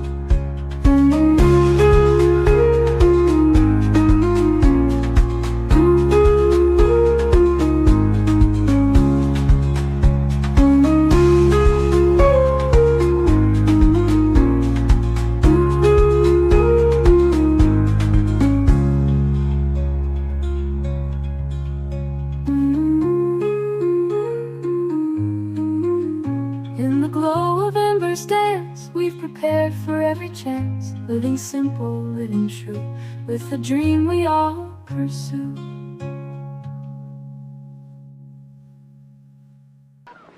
I'm Brian! I'm Brian! I'm Brian! I'm Brian! I'm Brian, and so's my wife! Right, take him away and release him. No, I'm only joking. I'm not really Brian.